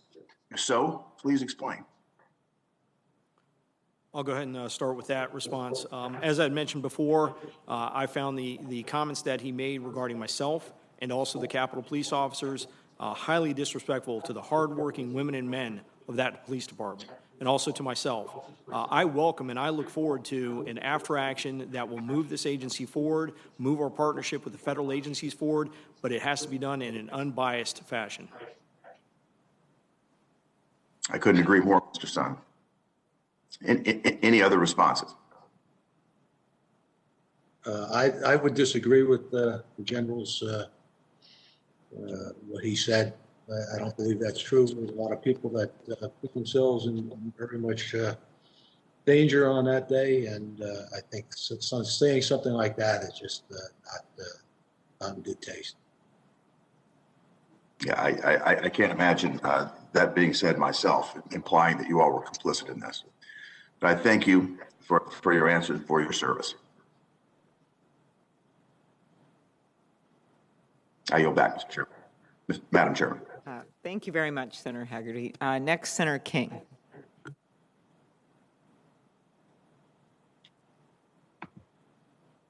You may be muted, Senator King. No, I got it. Okay, great.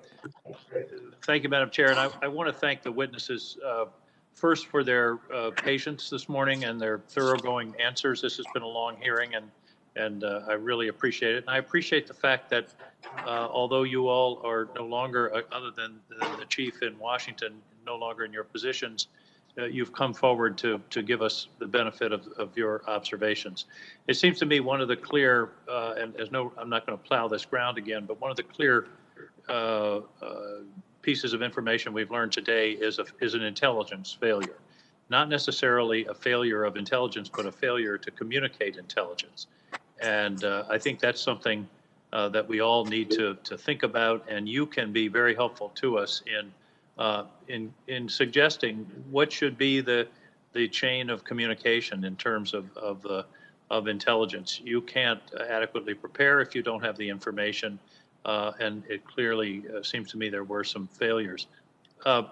Chief Sund, I have a specific question for you, and it's more forward-looking, but I'd appreciate your insights. The question is, how do we protect the Capitol from either an angry mob or, probably more likely, one or two or three malignant actors without turning it into a fortress? How do we allow the American people to go in the rotunda, to tour the Capitol, to picnic on the grounds, to play with their kids? That it seems to me that going forward, that's really one of the challenges. We want security, but we don't. I would hate to see the U.S. Capitol turned into a fortress. Your thoughts, Mr. Sund? I think you need your mic on there. Thank you. There we go, ma'am. Thank you very much. I'll go back to your original comment with the intelligence and the communications. I think we have the process in place for when we have credible intelligence, especially high-level credible intelligence, to quickly get to where it needs to be. I think my big concern is, on the collection, on how wide we're casting the net to collect our intelligence that would have revealed this was coming, and we were facing this type of mass insurrection. I definitely want to say the Capitol Police is well-versed, well-trained on handling what you're talking about, a Mumbai-style attack. A couple of, attackers armed, active shooter events, things like that. Those are the type of events that we are ready for. It is the thousands of people that are storming the Capitol that creates a big issue with us. So when you talk about, physical security, and I'd mentioned it in my opening statement and one of the initial questions, I think there are options for maintaining an open environment, an open campus type of environment, while putting some substantial physical security measures in place, both for the building, the skin of the building, as well as farther out. Time and distance is our best friend, and the most important thing is to provide some kind of protection farther out so the officers have more more time to deal with it. But that's something that I think should be discussed in a closed or classified session. I understand, but and I hope that is a discussion, Madam Chair, that we can have. I think that's a very important because we just, as I say, we don't want the United States Capitol to be so protected that it's inaccessible to the American people. Amplify on your intelligence. It seems to intelligence answer. It seems to me you're saying it's communicated adequately, but we didn't have the collection that we needed. For example, the Norfolk, Virginia letter. Is it how does it get filtered, and where does it get filtered? Again, the Norfolk Field Office letter. That's something to consider, because even on the 5th at noon on the 5th, I held a joint conference call with the members of the board, my executive team. a dozen of the top law enforcement and military officials from Washington, D.C., where we discussed the upcoming events on the 6th, the upcoming events on for the inauguration, any kind of threats, any kind of issues we may have. And even though we had the director of the field office, for the Washington field office of the FBI, nothing was mentioned about it.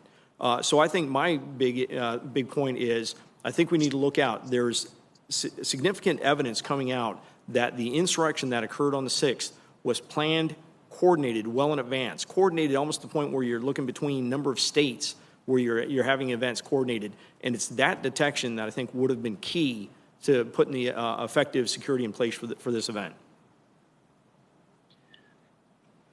Finally, when we're talking about providing this level of security, is there a playbook? Is there a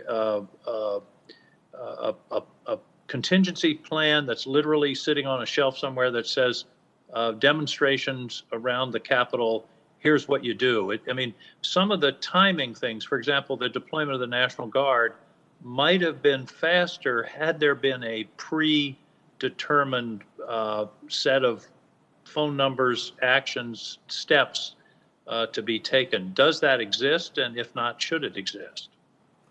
To the level where you're including the National Guard, there is a process where we handle special events and demonstrations, but I tend to agree that we need to streamline the process that we request the National Guard in the future. And yeah, because clearly there was a delay there that was an important part of the response at the time. Madam Chair, I want to thank these witnesses. I think they've really made a contribution, and they made a contribution when they were serving in their respective positions. Thank you. I yield back. Thank you. Thank you, Senator. Senator Sinema is recognized for her questions. Oh, thank you, Mr. Chairman. My first question is for Chief Conte. What coordinating actions were taken in the weeks leading up to January 6th to share intel across federal and local law enforcement? And what security planning took place and with which agencies? Thank you for that question. So there were a series of several meetings that took place leading up to the events of January the 6th. There are the weekly law enforcement partners calls that take place where our federal partners are part of that. There's the First Amendment coordinating calls that took place, at least two of those prior to this event. There's a National Park Service permitting call that also took place prior to this event. And as Chief Sun mentioned, several calls involving several of the law enforcement entities leading up to the events of January the 6th. So there are a significant amount of phone calls or virtual meetings that took place leading up to January the 6th. Thank you. And could you talk a little bit about what you see as the mistakes that were made or the holes that didn't help connect all those dots in those meetings and coordinating prior to January 6th? So I think the major issue, at least from my perspective, I think that in terms of the sharing of information, how it's shared, I think that is where the focus should be. Again, we're talking about a report that came from the Norfolk office on the day before that night. It's around after 7:00 p.m. That was sent to email boxes. You know, as the chief of police for the Metropolitan Police Department, I assure you that my phone is on 24 hours a day, 7 days a week, and I'm available for any phone call from any agency that has information with respect to something of this magnitude happening in our city. Certainly, if there was information about one of our police stations being overrun or a federal building being overrun that was relayed to the Metropolitan Police Department, I assure you that I would be on the phone directly with the officials that are responsible for the law enforcement response to give them that information firsthand. Not really relying on technology in the form of an email in hopes that that information makes it to where it needs to be. So I think that that's critical. To Chief Sun's point, There were several phone calls leading up to this, and no specific information that talked about the events that we saw and experienced on January the 6th. And I really do believe that there should be quite a bit of attention given to that. I appreciate that. My next question is for Mr. Sund. So you outlined that the FBI report was sent via email to the Capitol Police the evening of January 5th, and that you never received the report. Is there an understanding within the system of how that report did not make it to you or to other individuals in leadership in the Capitol Police the night of January the 5th?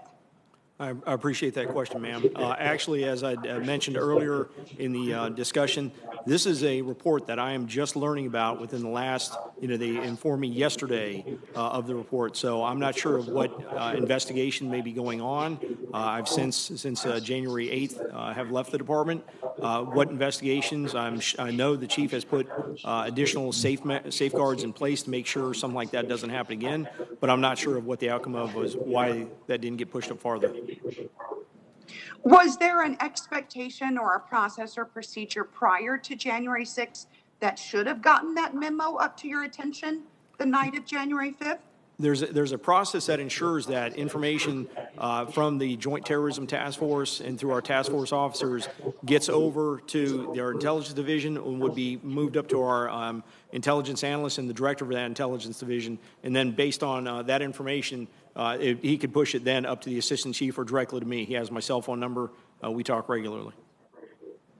And so, as you mentioned, you were just learning about this recently, but would it have been an expectation that the FBI would have called Capitol Police or someone on the Joint Task Force to alert the new intelligence in an expedited fashion, knowing that this information made it to the Capitol Police intel team on the 5th?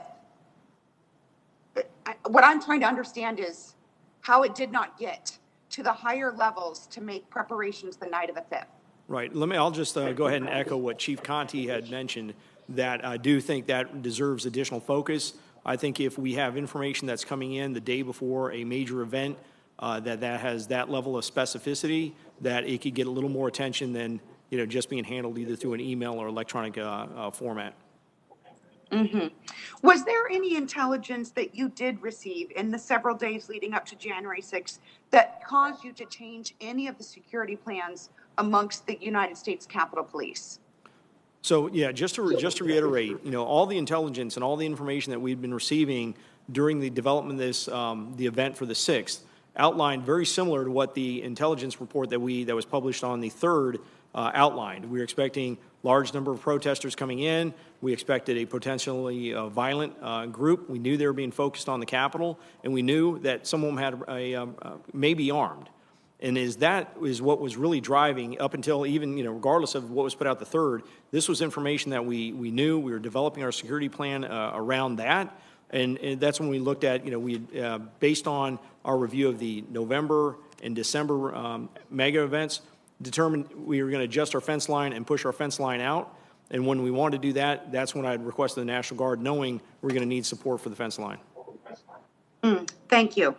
Chief Conte, you stated that the intelligence that you had received on January 6th didn't differ from the previous MAGA marches, the 2 previous. Was there any conversation or consideration about the fact that the January 6th was scheduled on a very important day that Congress would be in session certifying the results of the election? And was that different in a consideration around security than the other 2 marches, which had been on weekends without Congress being in session? Absolutely, and that's reflected in the response posture for the Metropolitan Police Department. For the 2 prior demonstrations that happened, the MAGA 1 and 2 marches, the Metropolitan Police Department, we did not call up officers from surrounding jurisdictions to be stationed physically within the footprint of the District of Columbia. We did not do that before. The mayor, in addition to calling up those additional resources, again, called up the National Guard specifically for the reasons that we outlined to them which would allow the Metropolitan Police Department to be a lot nimble in our response. That, in essence, enabled us to be able to respond quickly to assist the Capitol Police officers. So those responses were different. We were disrupting individuals or intercepting individuals who were armed with firearms in our city in violation of the mayor's order, many of whom that were on federal grounds. So the Metropolitan Police Department's posture certainly was escalated beyond what we did the prior two marches. Thank you. Mr. Chairman, I appreciate your indulgence. I see I've gone over my time. I have a few extra questions that I'll submit. Thank you. Okay, very good. Thank you, Senator Sinema, and thank you for your emphasis on the FBI report and the issues that everyone here seems to acknowledge with getting that it didn't go at the right place, and just putting send isn't enough for a report like that. Okay, next we have Senator Cruz, and then after that will be Senator Ossoff. And if there's any other senators who wish to ask questions, who haven't asked questions, you should tell us, because those are the last two we have. Senator Cruz. Thank you, Madam Chair. And let me say to each of the witnesses here today, thank you for being here, thank you for your testimony, and thank you also for your service. I want to thank each of you and also each of the heroic law enforcement officers who demonstrated extraordinary courage in fighting to repel the terrorist attack that unfolded on the Capitol on January 6th. And we are grateful for the bravery and the courage in the face of a truly horrific attack.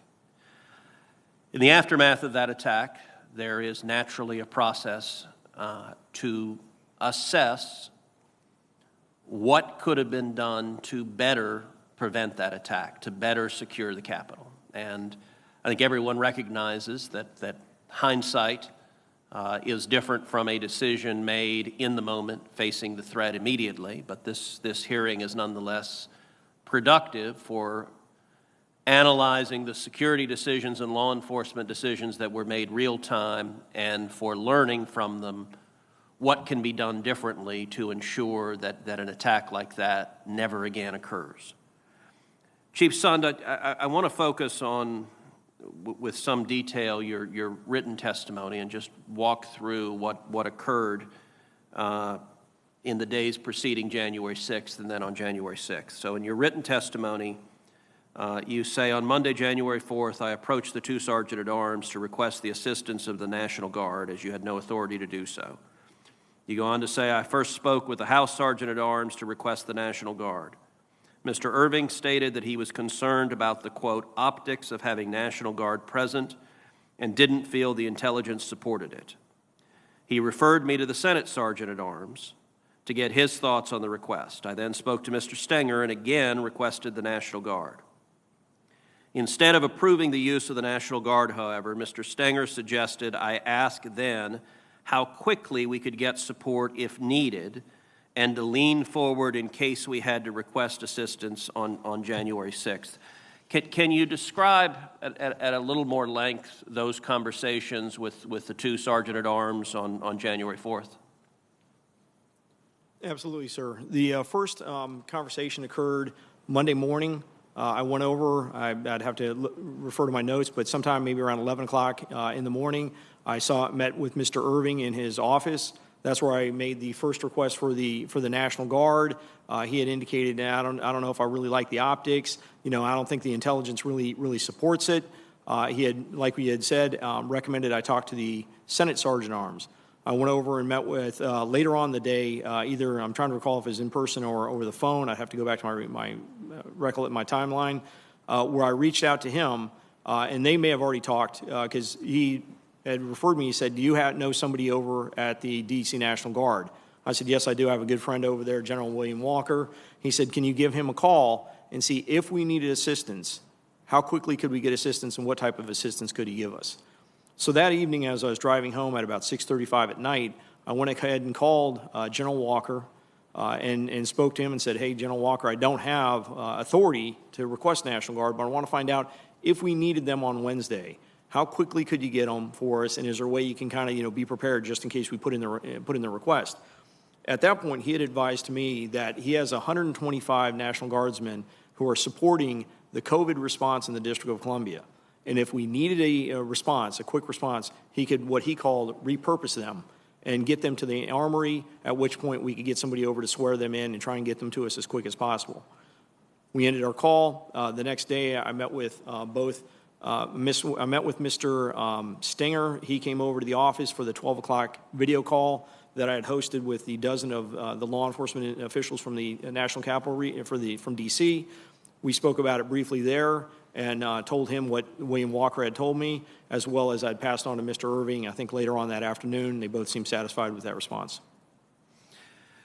So, Mr. Irving and Mr. Stenger, Mr. Irving, as I understand it, you have some disagreement with the characterization about the concern about the optics. So I would invite both Mr. Irving and Mr. Stenger to relay your best recollection of that conversation on January 4th.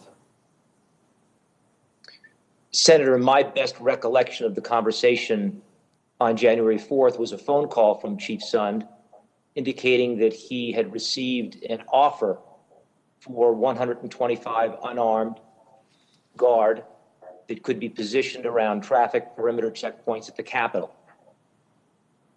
My recollection, again, is as we followed up with Mr. Stenger, the three of us engaged in a conversation whereby we looked at the offer in light of the existing intelligence. And the decision, the collective decision amongst the three of us was that the intelligence did not warrant the National Guard. And my recollection, that ended the discussion relative to the offer.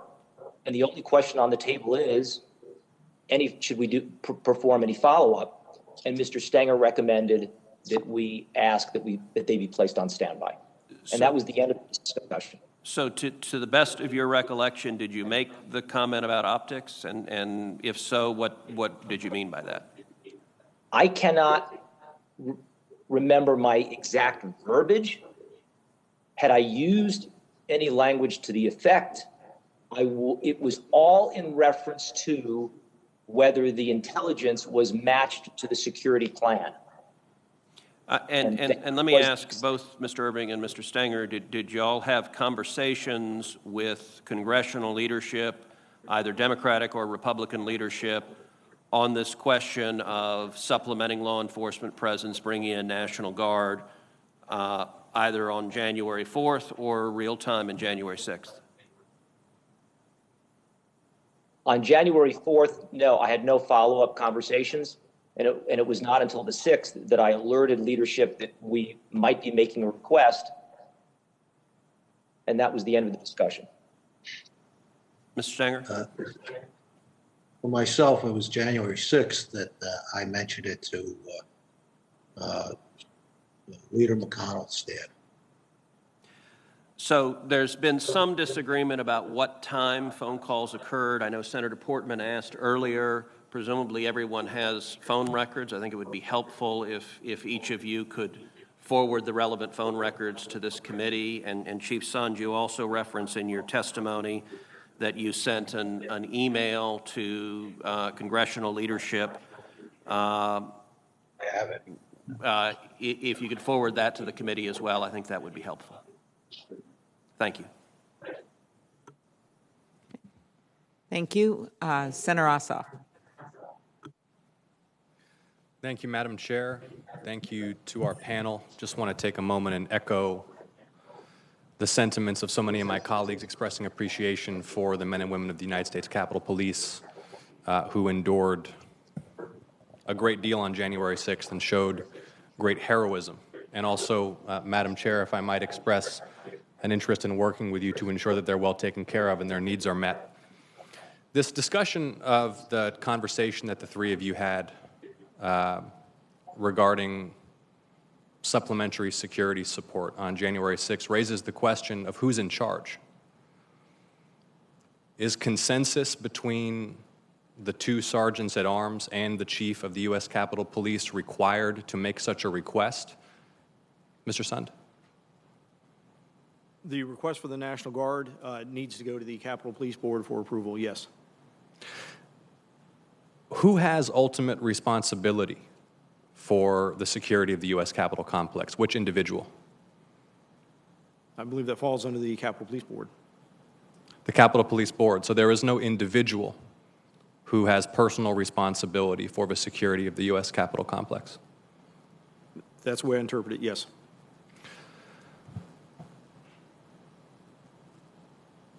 Had the U.S. Capitol Police conducted exercises simulating comparable events such as a violent riot on or within the U.S. Capitol complex? Part of our training for civil disobedience units involves dealing with riotous groups. So we do that training. We do training on people attempting to gain entry into the building. Officers are trained on how to handle if someone tries to come through your door unauthorized. But training for thousands of armed insurrectionists that were coordinated and well equipped. No, we have not had that training before January 6th. But I'm sure we'll find a way to. I'm sure they'll find a way to do it now. So, if I understand correctly, Mr. Sund, you're saying that personnel had engaged in tactical training regarding techniques to repel attempts to breach the complex, regarding rules of engagement, but had any comprehensive exercises that included command, that included procedures for coordination with supporting agencies, that included requests for support, that included communications with the Department of Defense or White House officials or Guard units been conducted? Yes, we have. We do exercises that are very similar to what you're talking about before some of our national special security events. Those are the NSSEs, such as the inauguration. We'll do tabletop exercises that go through the process of what you're talking about. Yes. Thank you. And had the Capitol Police held any such exercises not pertaining to specific national security special events? So in order to deal with emergent contingencies like a riot, not associated with one of those moments specifically identified as requiring a whole of government security response? Yeah, one of the most important aspects of that you're talking about that we train our individuals to is what we call the incident command system. That's one of the systems that we feel really under the unprecedented pressure that they exhibited on January 6th begin to break down. The incident command system is established specifically so you have people that have the clearest understanding of what's happening either in the field or inside the building, in control of the resources to utilize to defend against whatever issue you're having or respond to whatever incident you have. It's really an all hazards approach, but that is something that's trained. We have it as part of our general orders. That is something that we'll need to look back on to see how it broke under this pressure. And I asked this question in part because of the account that's been shared regarding the coordination with the Guard unit, which was here for COVID-related mission. And if I recall correctly, you related that you had a conversation with the commanding officer and discussed mobilizing that unit if necessary, first via an intermediary stop at a Marine Corps facility to then come to the Capitol if necessary on January 6th. Were there not pre-existing channels of communication and procedures in the event you, not at a moment such as inauguration or a State of the Union, but on any given day needed a quick reaction force to provide security support? Well, I think that when you refer to it, I think it's the established process where if you're going to request them in advance or request them for an incident, I think what we need to look at is those emergency requests. But there is a process for going through the Secretary of the Army, placing an official request. Ultimately, we did that. We had to do a letterhead after the fact. We did the oral request first and set it up that way. But I think what I did by reaching out to General Walker was to get an idea, much like as I was requested to do, if we requested them on the 6th, what kind of resources could they give us and what type of time frame would we be looking at? But I agree, there's already existing process and channels for making the request for National Guard. Right, because you in fact anticipated there might be some need based upon intelligence that your department was seeing. But on any given day, if a foreign terrorist organization decided to mount an attack on this complex, do the procedures exist and are the channels in place such that a quick reaction force can be mustered swiftly, such that someone in your position knows exactly who to call and they can do so without consulting with the sergeants at arms? I think what you're saying is what we need to look at, because I'd still be required to consult with the Sergeant at Arms to make the request for National Guard. Okay. My time is running short, so I want to ask you this. What is the intelligence budget for the U.S. Capitol Police, and how many personnel do you have in the intelligence division, or did you have when you served as the chief? I'd have to go back and pull that specific information. We have a number of intel analysts. We have a number of people that work there, both sworn and civilian. But I want to give you clear and accurate. Yeah, approximately how many personnel are in the intelligence division, I'd please? say approximately right around 30, 35 people. 30 or 35. And does the U.S. Capitol Police have the capacity to do any intelligence collection other than by making requests to executive branch agencies for raw intelligence or analysis? Again, when you talk about intelligence collection, we're a consumer of intelligence from the intelligence community. I'm sorry. We do have the ability to go and look at like open source, see what people are talking about on open source, but going and collecting in-depth, specific intelligence is something that we're a consumer of from the intelligence community. Thank you. Appreciate your time. I yield back. Sir. Well, thank you very much. That was our last set of questions, and we're going to conclude this hearing. I wanted to say a few words at the end. First of all, I want to thank Chairman Peters and Senators, Ranking Members Blunt and Portman for conducting this hearing in such a professional way.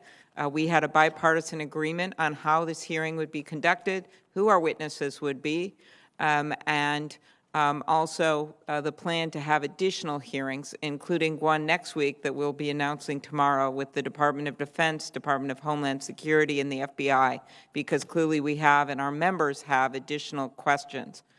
I want to thank the witnesses, as I said, for voluntarily appearing before us. I want to thank Captain Mendoza for her moving words and bravery. In many ways, she represents all of the officers that were there that day. A few things that are very clear to me. The first is the statements at the beginning from all the witnesses. They may have disagreed on some details, and, okay. But there is clear agreement that this was a planned insurrection. So, and I think most members here very firmly agree with that. And I think it's important for the public to know that. This was planned. We now know this was a planned insurrection. It involved white supremacists. It involved extremist groups. And it certainly could have been so much worse except for the bravery of the officers. Secondly, we learned about the intelligence breakdown. So many of the members of both committees asked about that, particularly the January 5th, the FBI report that had some very significant warnings from social media about people who were coming to Washington who wanted to wage war. The fact that did not get to key leaders in the Sergeant of Arms or the Capitol Police Chief is, of course, very disturbing, really on both ends. I mean, you can't just push send. As we all know, we get tons of emails and hope that it gets to the right person, especially when we're dealing with something so serious. The January 3rd intelligence report that came right out of the Capitol Police also contained, according to Washington Post reports and other information, some pretty foreboding details that I would have thought would have resulted in planning and more preparations. The delays in the approving a request for National Guard assistance, both from the Capitol Police Board and the Department of Defense. The fact that the Sergeant at Arms were focused on keeping the members safe in both chambers while the chief was trying to get some emergency approval, to me, you can point fingers, but you could also look at this as a process that is not prepared for a crisis. And I think out of that, there's some general agreement, just based on talking to a number of members, that there should be changes to the Capitol Police Board, the approval process, and the like. And it's clear that that action must be taken not only to protect our Capitol, but also to protect the brave officers charged with protecting the citadel of democracy. Better intelligence sharing, always an outcome when there's failures of intelligence. We know that, but I think we'll get more details in the coming week. some security changes at the Capitol, requests that have been made for a while on those changes that I think we have to seriously consider. And no, it does not have to be barbed wire. And of course, this is a public building, and you want the school groups, and you want the veterans, and you want people to be able to visit here. But that doesn't mean that we don't make some smart security changes to this building. The use of the National Guard. We know after 9/11, the National Guard helped for quite a while. We also know that we have to have a plan going forward, as well as consider what happens when we need a greater number of National Guard in a crisis and how those approvals are made. Those are just some of my takeaways. I'm sure many others will have more, but I do want to make it clear that there are some items of agreement between most of us on this committee, and I don't think we should let the words of a few become the story here, because I think this has been a very constructive hearing, and I want to thank our witnesses for coming forward as they did. And I want to thank Senator Peters, and we look forward to more hearings. Thank you. Well, thank you, Chair Klobuchar. I have enjoyed this hearing. Thank you for your leadership. It's been good in working with you and your entire team with the Rules Administration Committee. And certainly want to thank Ranking Member Blunt and Portman and all of the members who came here together today to work in a bipartisan way to ask tough questions and to get answers. I want to thank Captain Mendoza for sharing her experiences. Certainly a very powerful way to start this hearing. But I truly appreciate each of the witnesses that were here today, who came here today willingly and knew you would be asked tough questions, and you were willing to do that. And certainly we appreciate you for that effort. And while this hearing certainly shed some new light and offered some new information on what happened to the lead up, as well as to the response to the January 6th attack on our Capitol, it's also raised a number of additional questions that need to be asked. For the past 2 years, I've been working to draw attention to the rise of domestic terrorism, and specifically violence driven by white supremacists. We have only seen the threat of this violence grow, not just from white supremacists, but also from anti-government groups and people who have been swept up by conspiracy theories and just simple outright lies.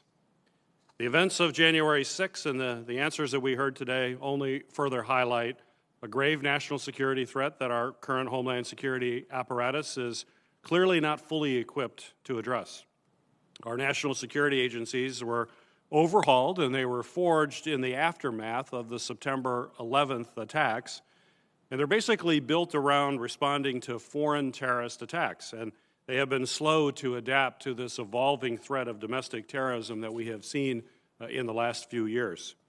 The Homeland Security Committee was created to oversee reforms to fix the intelligence failures that led to 9/11. And now I intend to ensure that this committee oversees efforts to fix the failures that led to the January 6th attack. There's no question our federal counterterrorism resources are not focused on effectively addressing the growing and deadly domestic terror threat. The January 6th attack marked a once-in-a-lifetime failure, and now we have the duty to ensure that the federal government is doing everything in its power to make sure another attack like this never happens again. We must align our counterterrorism resources and our intelligence gathering efforts to ensure we're focused on this dire threat. The FBI, the Department of Homeland Security, and the National Counterterrorism Center right now are 8 months late on a report to assess the threat posed by domestic terrorism. And we're going to continue to push them to complete this report as soon as possible so that we can take meaningful action. There's no question in my mind that there was a failure to take this threat more seriously, despite widespread social media content and public reporting that indicated violence was extremely likely. The federal government must start taking these online threats seriously to ensure they don't cross into the real-world violence. I also plan to keep the pressure up on social media companies to work harder to ensure that their platforms are not used as a tool to organize violence. So this investigation does not end here today, and I look forward to our next hearing where we will continue to seek answers to important questions that were raised today and others that need to be answered. Before we adjourn, however, I have to do a bit of quick housekeeping. It's my privilege to announce the members of the subcommittees of the Homeland Security and Government Affairs Committee for the 117th Congress. The following senators will serve on the Permanent Subcommittee on Investigations. John Ossoff will be chair, Ron Johnson, ranking member, Tom Carper, Maggie Hassan, Alex Padilla, Rand Paul, James Langford, and Rick Scott. The following senators will serve on the Emerging Threats and Spending Oversight Subcommittee. Maggie Hassan, Rand Paul. Maggie Hassan will be chair. Rand Paul will be ranking member. Kirsten Sinema, Jackie Rosen, John Ossoff, Mitt Romney, Rick Scott, Josh Hawley. And the following senators will serve on the Government Operations and Border Management Subcommittee. It will be chaired by Kirsten Sinema. James Langford will be ranking member. Tom Carper, Alex Padilla, John Ossoff, Ron Johnson, Mitt Romney, and Josh Hawley. So congratulations to our new chairs, our ranking members, and to all members of our committee. I look forward to working with all of you in the months and years ahead. Officially, the record for this hearing will remain open for until 5 p.m. on March 9th, 2021, for the submission of statements and questions for the record. With that, this hearing is officially adjourned.